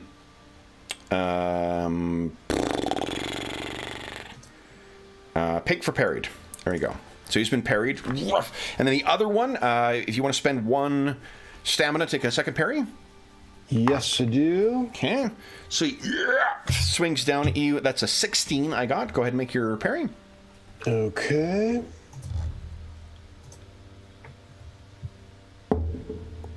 Beautiful. Yeah. So these, they may be impressive against untrained opponents, but they come racing out even in spite of your wounds. Knock one aside and knock the other ones. Both of them are off balance and ready for you to take advantage of them. Selena, they seem to be completely unaware of you. Selena, what would you like to do? Right. You can picture that you can hear the telltale twang of crossbow bolts being shot. Like they're shooting in at your allies who are illuminated by the fire, but with your roll, you know precisely where those crossbowmen are. Right. So I am thinking then they are. So they're silhouetted. They're what, about 10 meters away from me? So your allies, do you mean your allies or the crossbowmen? The crossbowmen. Crossbowmen are completely in shadows about 10 meters away, yeah. Oh, yep. Okay, they're completely in shadows. So. I mean, so they may be in shadows, but because of your roll from before, you know precisely where they are, so you would have no difficulty locating them. Okay, but I'll be -2 for the range. Okay. And so there's one with Gravik. I will throw my two throwing knives at that guy. Okay. You can do 1 by 1 and see how it goes. Right. So that didn't roll your attack roll, though. Yeah. Yeah, that's not what I want. He's unaware, so all you need... Is that in close range or medium range? I am medium. Yeah. Remember Medium. your So luck. Medium would... Yeah, it's a target number of 20 then, because they're not defending. Yep. target number 20. And actually, the guys... If you're targeting the ones that are with Gravik, they're much closer to you, so that would only be a close range. The ones with crossbows that are in the darkness still, Like, if it maybe it helps this way. Let me set up the token. So you guys, Werzium and Gravik are in, the by the fire and engaged with some of these guys. There are crossbowmen that are in the darkness, at sort of different locations off, and then you are likewise hidden in the darkness right now. But you're within like 5 meters of where the campfire is. Okay, I'll use 1 luck, and then I will first 1. Okay. Come on. So there's only a 15 against the one that's with Gravik. It may have prompted you for a modifier as well. Yep, so that's no modifier for that. Oh yes, 1. Yeah, and you don't play any like when range comes into play. If it's being that penalty at range, that only comes in when they're defending. Okay. Otherwise, you just roll against a flat. Oh, perfect. Go ahead and roll. Oh, and that is actually 5 over, which means that's a simple crit. Wait, is it? No, it's 7 over. I may have lied there. Well, go ahead and roll damage then. All right. 4, and they have. They do have armor on. So why don't you roll 1d10 for hit location? So maybe you lucked out and got him in an unarmored area. 1 is. Oh, right in the head. That's 3 times damage. Nice. And he has no armor on his head. So that is then 12 points of damage. Look at this. Is bleeding from a wound in the back of his head. Doesn't take him down. And then your second attack, same guy? Second attack, I'll take another piece of luck. Okay. So, same guy, yep. Where's he sneaking? Athletics, there we go. Roll. 1. Okay. No, first time with a headshot, you're right. Yeah. Okay, and actually, hold on, we need to get That was a something. nice shot. Another 20. This is the fight now. Nice. And so head again. Let's see. Target location. In the head again. Holy Wow. shit. Go ahead and roll damage. 15 so damage. Grazes the one side of his head, and then Gravik, this guy swings, hits you, with this longsword, pulls back like he's going to hit a second time, and then you see one knife graze his head. He turns his head to figure out what the hell, and then it just sinks in his temple, and he drops down dead. And Gravik looks over to where Selena is and just. Oh, you can't even see where she is. Where the hell did that come from? I mean, it's her. Yeah. but yeah, he knows about where she was, so yeah. Yeah. Werzium, what are you doing? Werzium is going to take out his foul mood on 2 targets that have presented themselves helpfully. Yeah. So they will each try to. I think they're going to try and block because they're not great at this. He's going to focus on 1. Okay. Yep.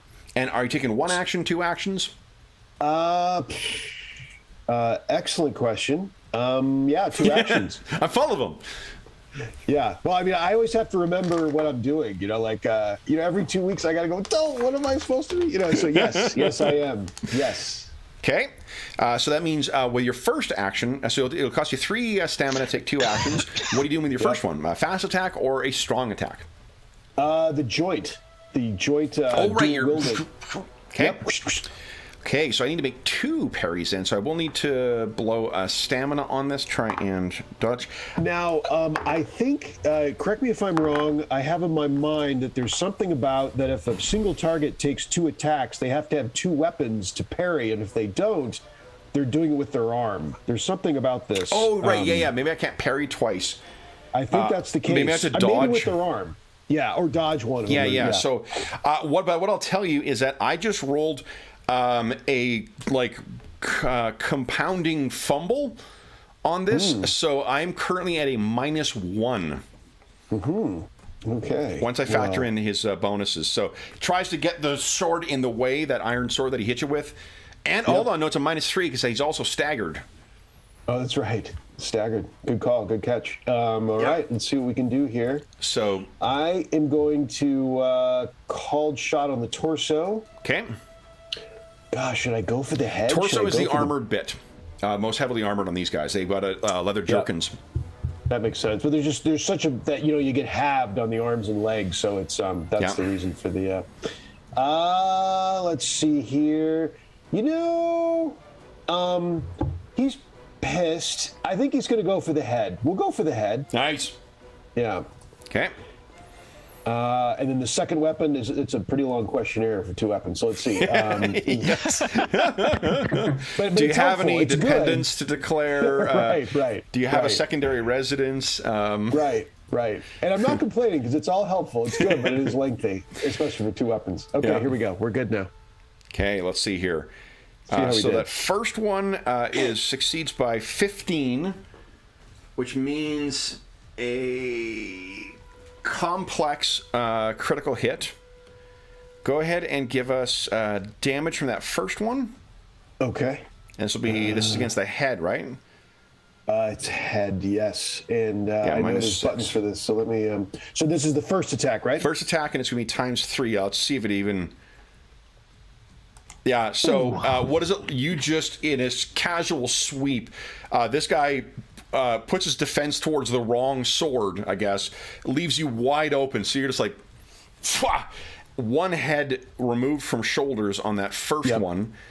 So I'm assuming the second attack will go on the other guy. Let me make a parry for him. I got +11 to this. 16 means you beat it by 5. So go ahead and roll. And then what was that second one? A head hit as well? Yes. Yep. Okay. So go ahead and roll damage. That's a hit. So we multiply by 3. Yeah. So you, with one sweep, and then with the second one, 2 heads removed. Okay. My side bloody from the crossbow bolts, but somewhat satisfied. Yeah. Yep. Exactly. You sort of like as if they're like, kids sparring with you. You knock them off balance from the sweep or from their parry, and then sting out, Viper style, and cleave both of their heads off. I'm feeling a little bit better now. Yeah. A little bit. Okay, and I think the ones in the then it's actually hold on. Then it's Dr. Grevak's turn. Yeah. Actually, sorry. Wurzim still has a second action this round because he spent the stamina to get it. That is, you said it just as I was lamenting. Actually, I mean, I didn't really count on killing both of them, in the same round. Yep. So I was actually relying on them to protect me from bolts, and I was wondering now what to do about it. So then you just said that. So now that I have the second round, I am making a sign. Oh, nice. I am going to cast. It's the one with the shield. I think that's Quoon. Okay. Yes. Okay. And I'm going to put my max ability of 4 stamina. 4 vigor is because of my professional skills. Yep. I have 4, and so I'm going to put 4 in for a shield of 20. Nice. 20. So you got that. And what does it cost you? Do you have to spend that each round, or does it have a set duration? That's a great question. I think the basic is just a one-time deal. I could probably put it in chat. Let me see if this does it. Yeah, there we go. Oh, great. Okay, creates a 5 health points per. Oh, okay, so it's like a ablative thing. And during 10 rounds. Yes. 10 rounds or exhausted. Nice. Yeah, it's pretty sweet. It's a pretty sweet little. Okay, so that's awesome. Yeah. And does it cover just you, or does it cover? I think it's just me, but You guys are on your own. Okay. Look, I'm not the greeting club, okay? It's, the Witcher's not, come on. All right. So then, Dr. Gravak, what are you doing? He can't see anybody. He's gonna drop, and he's gonna basically lay flat behind the fire. Okay. And hopefully that guards him, and he's going to just keep an eye. He's going to look between the sides of the fire. If anything comes, he's going to try to take a shot. Okay. So you drop down and looking around. I am going to make a check for these guys. What do you call it? A courage check for them. Kevin, do I need to roll for my shield? I'm sorry, you're in the middle of it, but I don't think so. because I'm noticing spellcasting button on the bottom of my Cune thing. I think that's just because every spellcasting thing is yeah, like that's generally. probably true. I don't remember there being the spellcasting is in combat. And let's see here. I mean, don't you can continue what you're doing, and I can look if you want, but Nah, it's a good question. It's just one of those ones that we look it up. We've got it all in our collective memory then. yeah, Because it's not an attack you're rolling. I think you just right, the base. Go ahead, sorry. as long as you've got the willpower available, I think you just do it. Stamina. Yeah, because there's not like a spellcasting roll there is in some other games.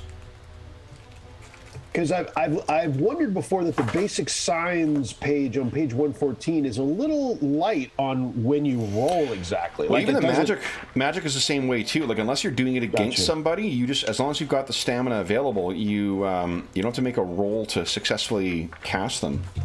Okay. That's a pretty bold statement. So let me make sure here. Right. Because like there's not a let's see here. Let's take a look at that's intelligence, I believe.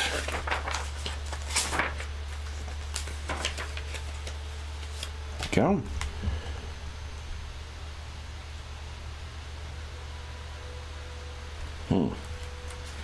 Maybe it's will.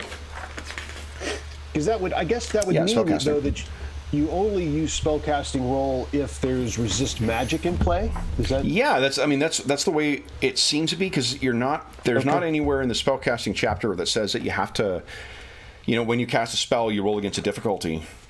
I see. Let's double check on that. Yeah, because it's. Yeah, because it says in page 166, magic that causes physical damage can cause critical wounds. Where is it here?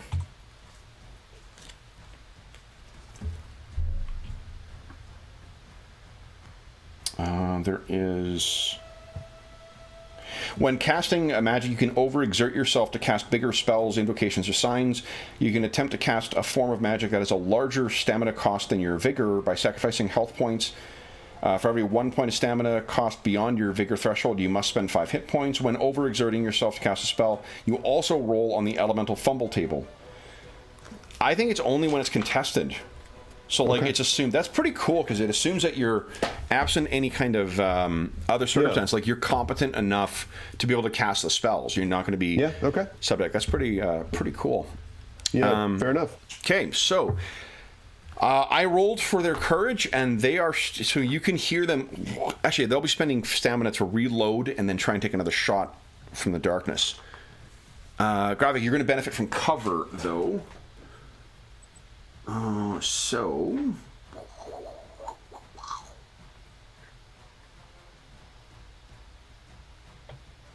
I don't think that cover. Let's see here. I think cover just if it's. I think basically unless they hit your head, it's not going to hit you.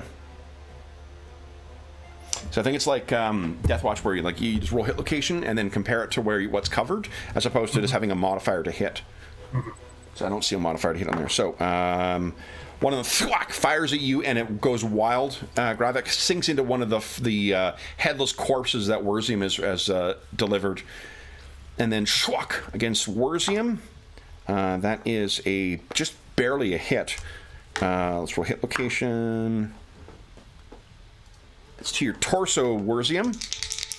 Okay, so you take 12 points of damage to your torso.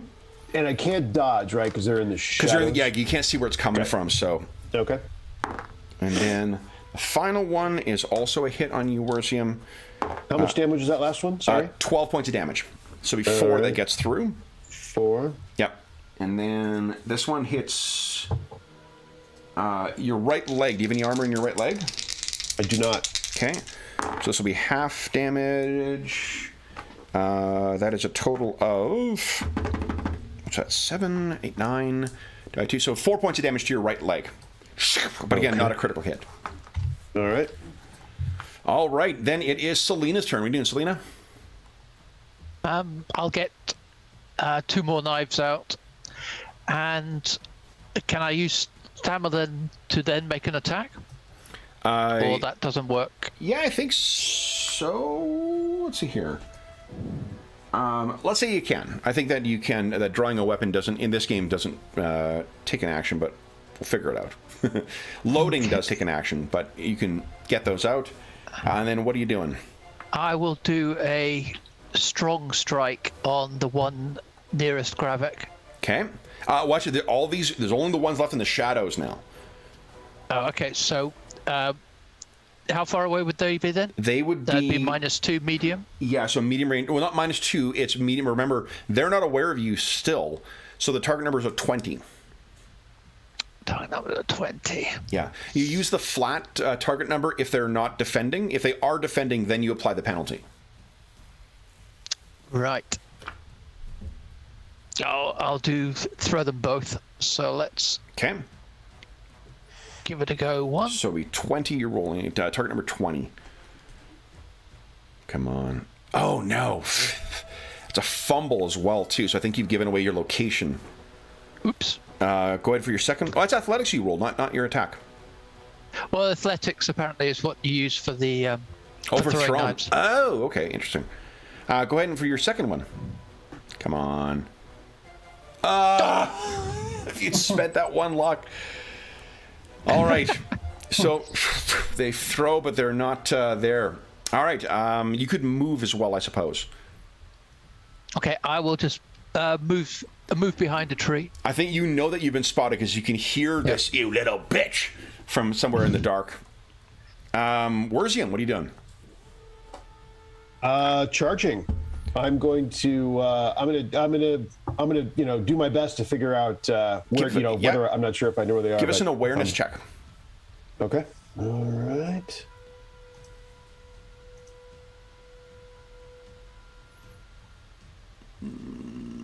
Okay. You can see one of them for sure. You can hear the creaking of them trying to reload the crossbow. Yeah, I'm charging. Okay. You're taking one or two actions, or you're doing a charge. Charge. An action. I'll charge. I'll use the charge. Yeah. Okay. So you're racing out in there. He will dodge. Can't parry with the crossbow, unfortunately. I mean, you can, but Right. does not do a lot. Okay. Charging. Oop. Full round. You move up to your run speed and then make a strong strike. So you start taking -3 to hit. Okay, so he's dodging. Go ahead and make your attack whenever you want at the -3. I did roll quite well. 9. So I could still do an extra action though at this point, right? If I wanted to choose to spend. Yeah, you gotta spend 3 stamina afterwards. Yeah. You got to go when it's go time. Okay. You got to go. Yeah, I'm doing that. That's 3, right? Yep. Okay. So this one though is my first action, Okay, and so I am race over. Yep. And I'll go for a. You know what? Give us an athletics check because you're running in the dark through the woods. Okay. Gotcha. Yep. Let's see. Athletics. It'd be like that slipping on the ice. Okay. This doesn't take an action; it's just a check. Never luck. Yeah, Yeah, it's true. no That's problem. good. Yep. Yeah. Okay. All right, and then go ahead and make a charge attack on him. I got an 18 is what you need to beat. Okay. For his so dodge. Strong strike. And I will go called shot to the torso. Okay.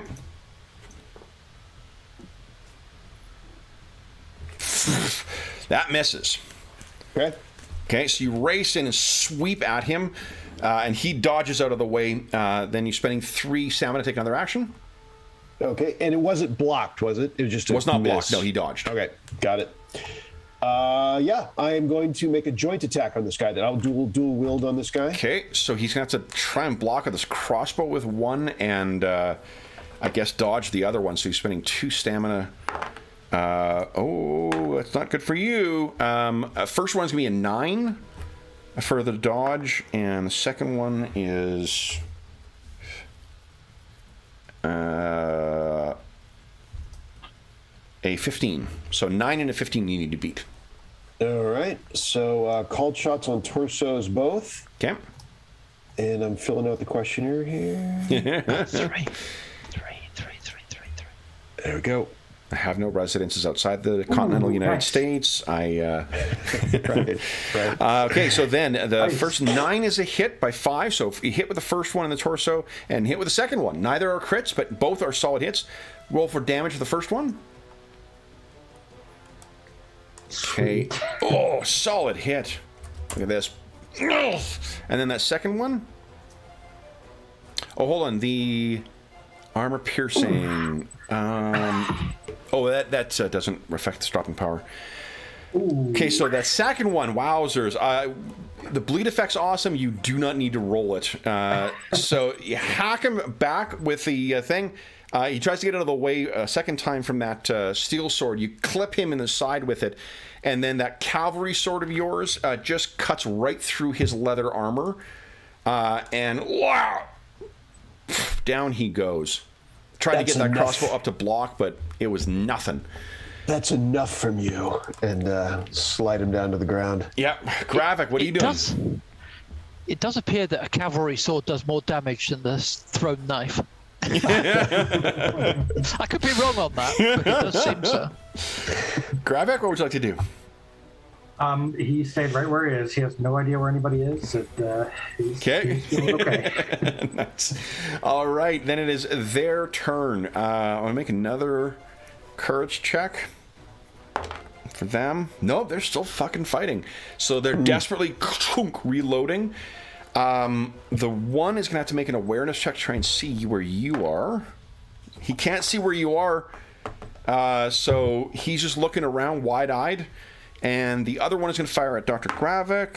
That is a hit, but let's see if it hits, unless I roll a 1, which I fucking do. Shit, he hits you right in the head.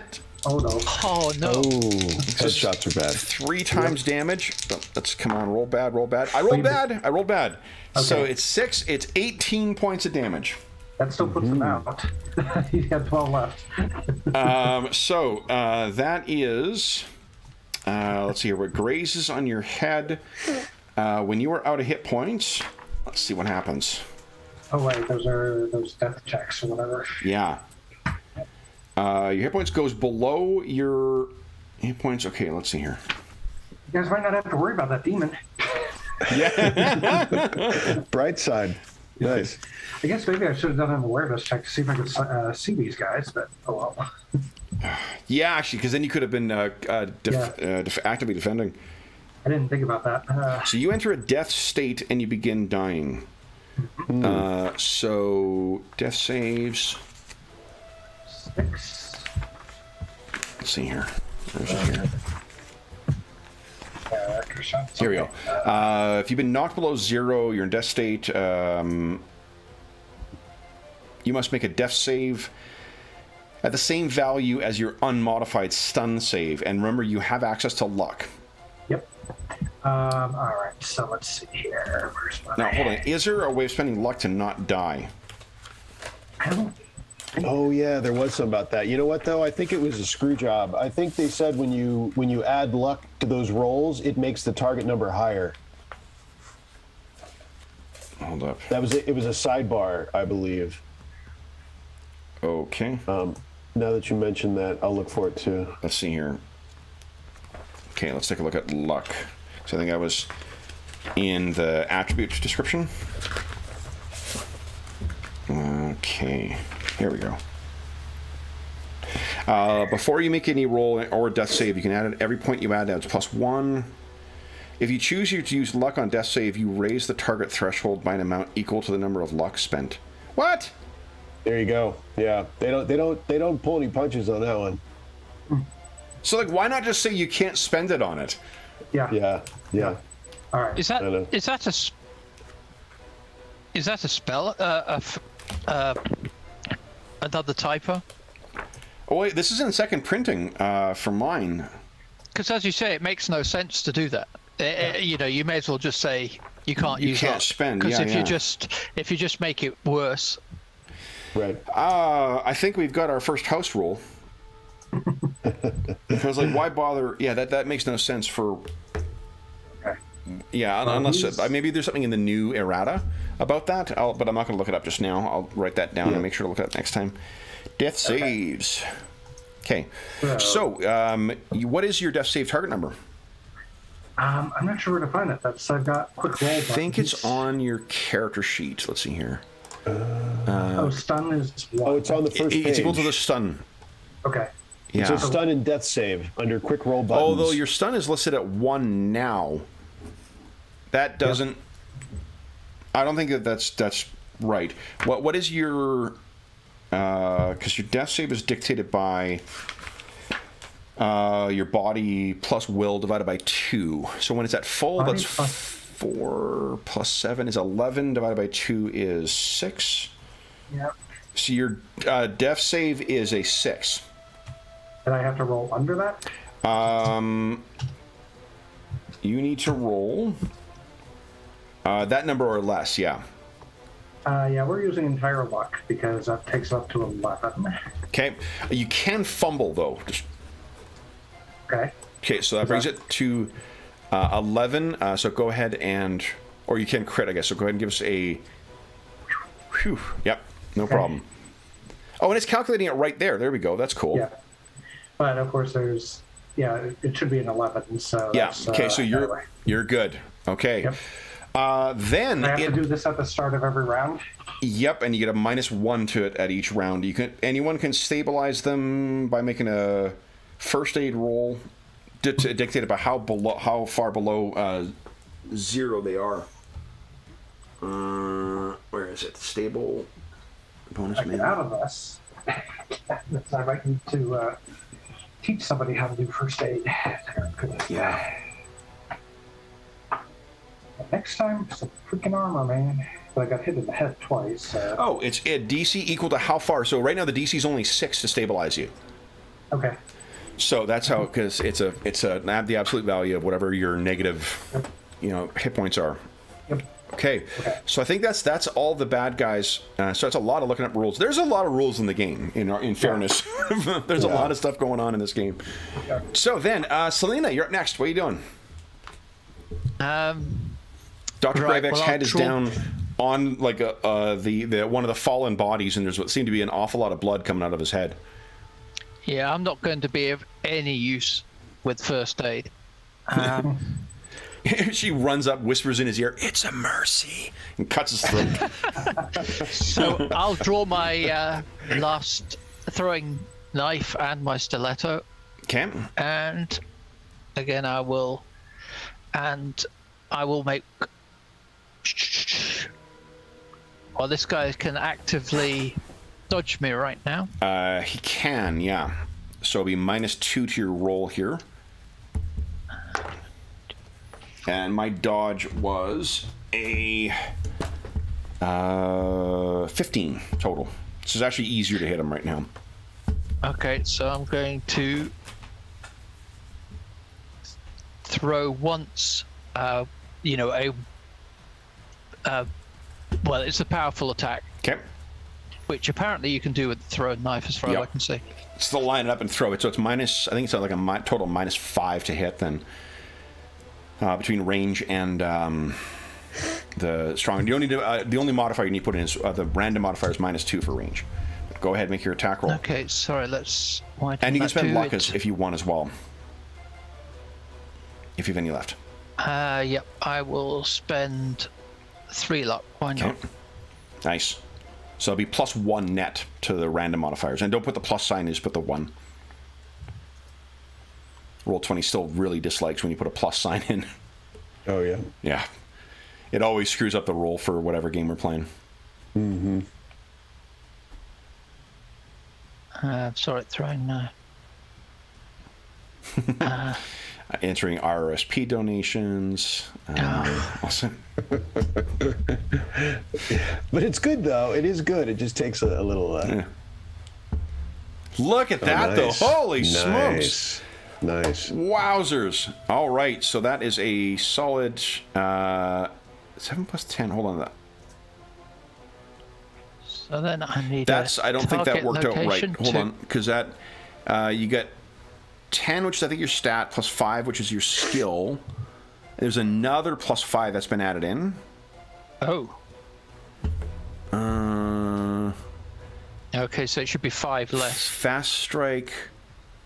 Oh, you've got plus 5 as the range modifier.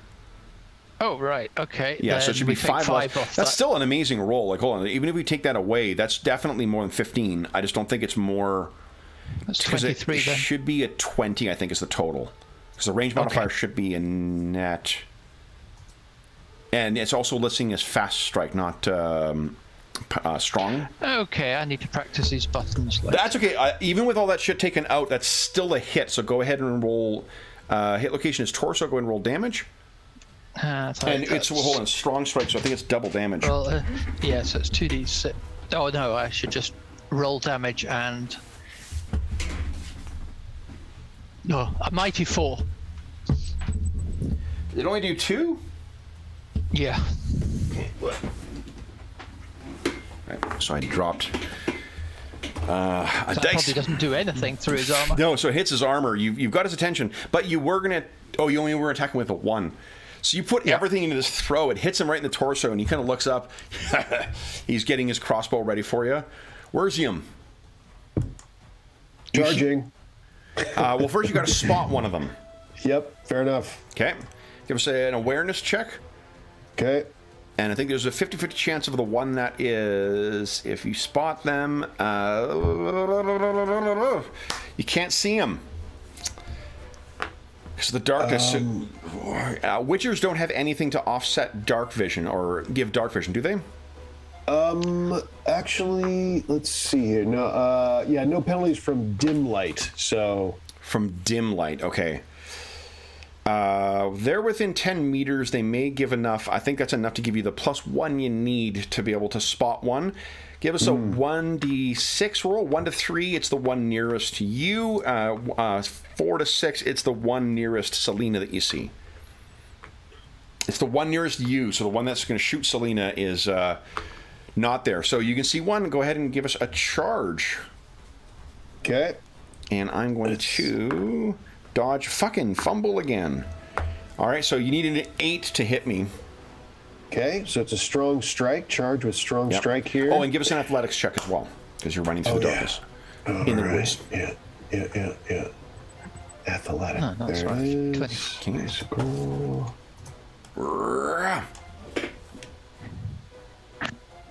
Yep, easy enough. So you go leaping through. You're not stumbling or tripping or anything.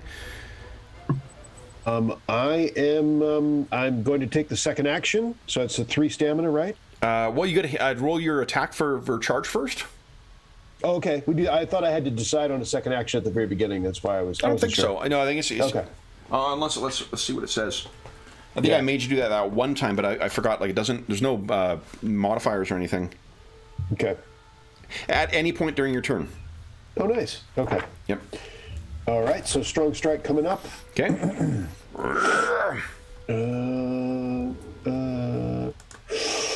Called shot torso. Okay. That is good enough, and that is a crit as well. So that is... Go ahead and give us a 2d6 roll. Okay.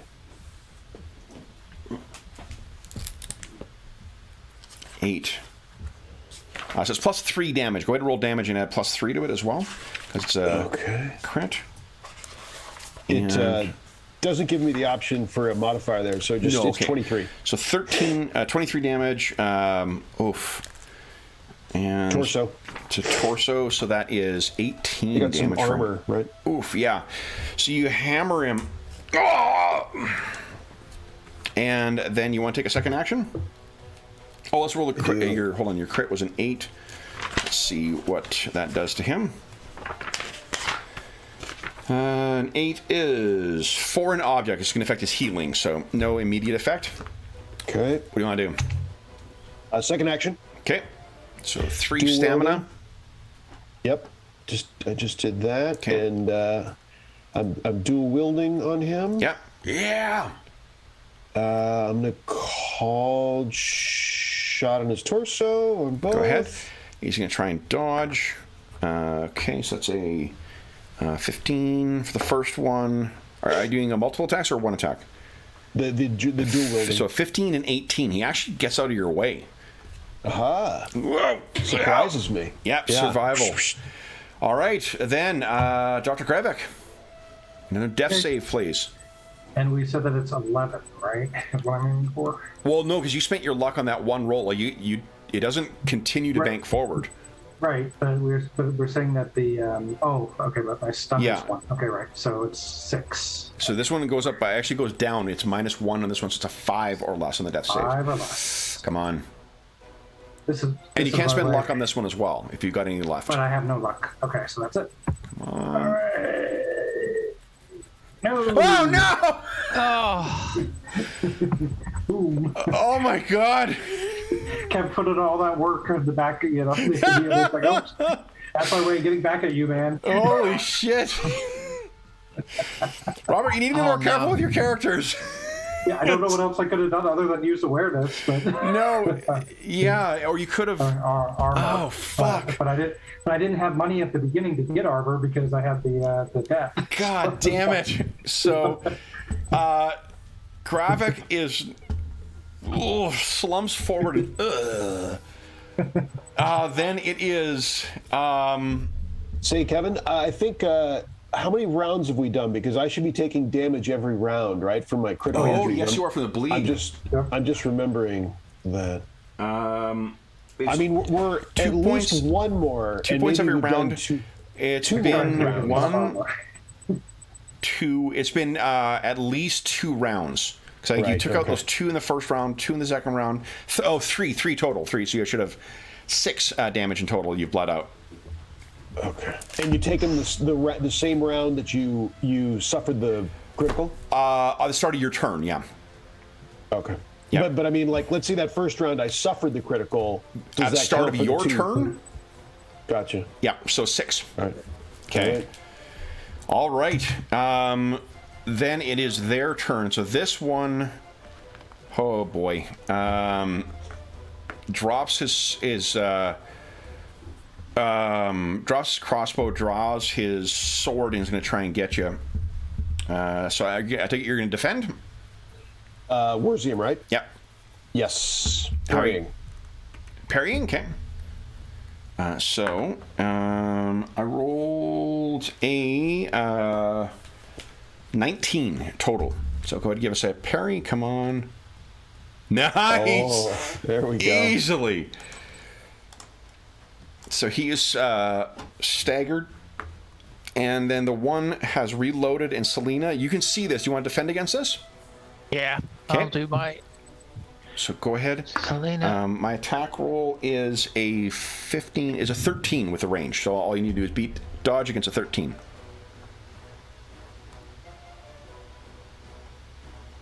Easy peasy. Phew, fires at you and you duck out of the way. Selena, your turn. What are you doing? Ooh, tricky. Holy shit, I had to do the math. Yeah, actually, you know what? We're at the end of the session. Yep. How the fuck did time flies? Because I looked, it was 10 yeah. o'clock when I last looked, and it's just, I looked down, I'm like, what the? Yeah. So, we're at the end of the round then, guys, or end of the session. We're at top of the round. We'll leave things where we are with Dr. Gravik seemingly shuffled Oh, off his dear. mortal coil. And you guys engage. Let's enter in. Do you have bleeding listed on your character sheet right now, Warzium? I just had some notes, but I don't think if there's someplace to put it, I'm not sure. Here, let's see here. I don't think so, because there's no place for critical wounds either. I don't think. Under. So I just put it in my notes, but Guess I'm it's happy on the to- skills, stats, and modifier notes or something like that. Oh yeah, I guess so. Maybe. I mean, Yeah, that's Quite, the best. but- It's just a free note area. Yeah, is it under? Let's see here. I can put it in there. Did you have any luck left, Gravik? No. Fuck. Yeah. The only thing I was thinking was like, Selena, it's like, what would the role you can do untrained? It was a 6. It was a target number 6. And you can do it untrained. Yeah. Yeah. What, the first aid? Yeah. Yeah. No, I thought you. Oh, because I was looking at first aid skill, right? Oh, hold on. Because to There's a stabilize. first aid. There's a first aid skill. I thought, yeah, under craft. I was looking at I've got no skill and a Oh, 4. fuck. So, like, if you're bleeding out, you're just screwed unless there's someone who's got. Yeah, because I've only got crafting of 4 and no skill. Hold on. Let's see here.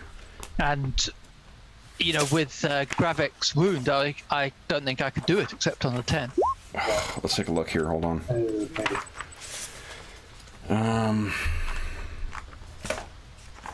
First aid. It's intelligence, isn't it? Craft. Crafting. Okay. No, I'm just terrible at crafting.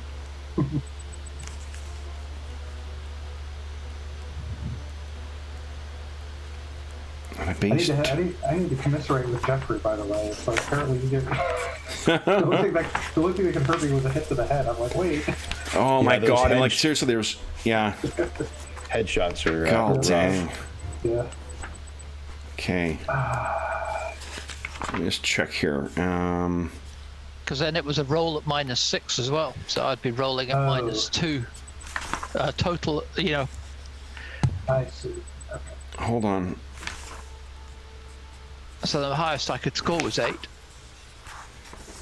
Without luck. Yep. And so you may be got that called much upon to left. use a skill that you have no points in. You can still use the skill, but only add your applicable stat to your dice roll. Yeah, so it's 4. What your craft is a 4? My stat's 4. And I'm a 5. So it means you only need a 2 then. Yeah. To have like a roll 2 or higher would have stabilized. So it's easy to stabilize. What?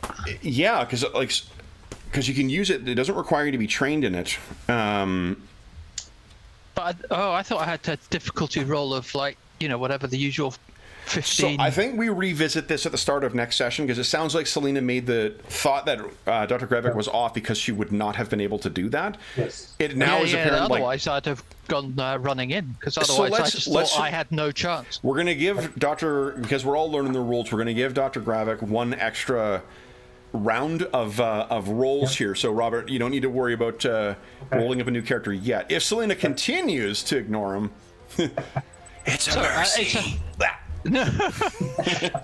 So I've got because what's it? It says stop somebody dying. You need to at a DC equal to how far the person is below. And he was only at -6. Oh, so I bet. Yeah. So it's only a 6. So it's only a 6, and you already got a +4 to it. So well, then no, I would have. That's what I thought. So let's run forward. We will start next session with. Dr. Gravik coughs up a bunch of blood, and it seems that he's not dead yet. It's just a miscommunication about the rules. Yeah. Actually, and Worthing, you could have done that as well. I think we didn't appreciate how close to death Dr. Gravik was. Yeah. So let's go back to our intro screen here and do our outro. So for those listening at home, man, that fight flew by. Jeez. Or the time flew by in that fight. For those listening at home, thank you so much for joining us for session 2 of the Season of Ravens arc of our ongoing Witcher campaign. As is always the case, if you have any comments, questions, or concerns regarding the session, the campaign, or the game we're playing, please don't hesitate to leave a comment in the comment section of the video, and I'll endeavor to reply in a timely fashion. In addition, there's a link down below to the Dungeon Musings Discord server where all of us are active. We have channels there dedicated to this game, this campaign, and every other campaign we run on the channel, as well as a bunch of other great channels, including, it seems that someone was posting today about wanting to run the One Ring RPG for some folks.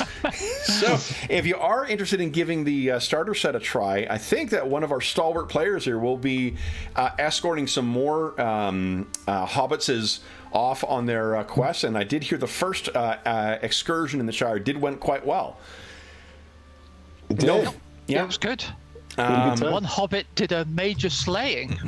Oh, nice. Yes. In addition, there is and you guys get your regular whatever it was. Like, we're giving 3 points per session, I think. Is that right? Or is it 6? Cool. I can't. You've given different numbers depending. You've given different numbers. I think You that's gave 4 last time. Madison, come But, on. Jeez. Well, I think it's fair. On the ones that we did really well, you gave us 6. On the ones. Oh, yeah, right. There is a sliding scale. Let's say 5. 5 is the default unless I say otherwise. So you guys get 5 IP for the session. It is beyond me why games choose to change nomenclature with it. It just... Oh, yeah. Fucking call it XP. Yeah. Like, just who gives a shit? There's nothing thematic about improvement points. Right. And they're not even used any different. They're used just like XP in every other fucking game. So there are definitely times when adding your own nomenclature adds to the experience. There are times when it's just fucking cumbersome and useless. I'm just bitter because Dr. Gravik took a bolt to the head. So we will get him back. I never, especially with poor Robert, who's lost one character already in another campaign. So That was a little bit more my fault, but We will retcon Dr. Gravik at the start of the next session. Exactly. All right. very bad luck. So then we will be back again. There's one other thing. Down below, there's a link to the charity fundraising campaign we run on the channel, which is the Heroes Save Villages campaign. It benefits the SOS Children's Villages International Charity, which is active in over 130 countries, benefiting over 80,000 orphan and abandoned children, including ongoing relief efforts in Ukraine and the surrounding countries. For every $25 that you donate through that link, first off, all money goes directly to SOS Children's Villages International. None of it goes to the channel or any other middleman. It just goes to help out the kids who benefit from the SOS Children's Villages activities. And for every $25 you donate, you get one chance to win the grand prize or one of the other great prizes in our next charity raffle. There's also that charity raffle will be in December. There's also a what do you call it? You have an opportunity to spend the money that you donate to affect the upcoming charity sessions that we have going. We currently are running. I am making a change to our current charity session. Next charity session will be on April 6th, which will be our Stellar Revolt Pathfinder second edition one-shot, a space opera. Actually, I've got a full descriptive name for it now. It is a Deco-punk decolonial science fantasy space opera. So it is. I've got a new poster for it too. I am very excited for this session. And yeah, we've had there's a bunch of ways you've got on there. One of the things I am going to change, we have been allowing people to donate a certain amount and then suggest a name for a character and like an iconic sci-fi character, and then we would incorporate a character into the campaign. I'm at the point in the development right now of the session and working with the players to get ready for the session where we kind of need to lock all that stuff down. So we have had one person suggest one character and we've got that in now. I'm going to take that option away now because I need to finish the planning, but there are some other ways you can affect the session, including make things more difficult for the characters, including making things better for the characters, adding them. I think one of the options is a more elegant weapon for a more civilized age to add more weapons to characters, or more magic items and gear. That's one of those like collaborative things where the more money that is donated towards it, the better the chances for the characters.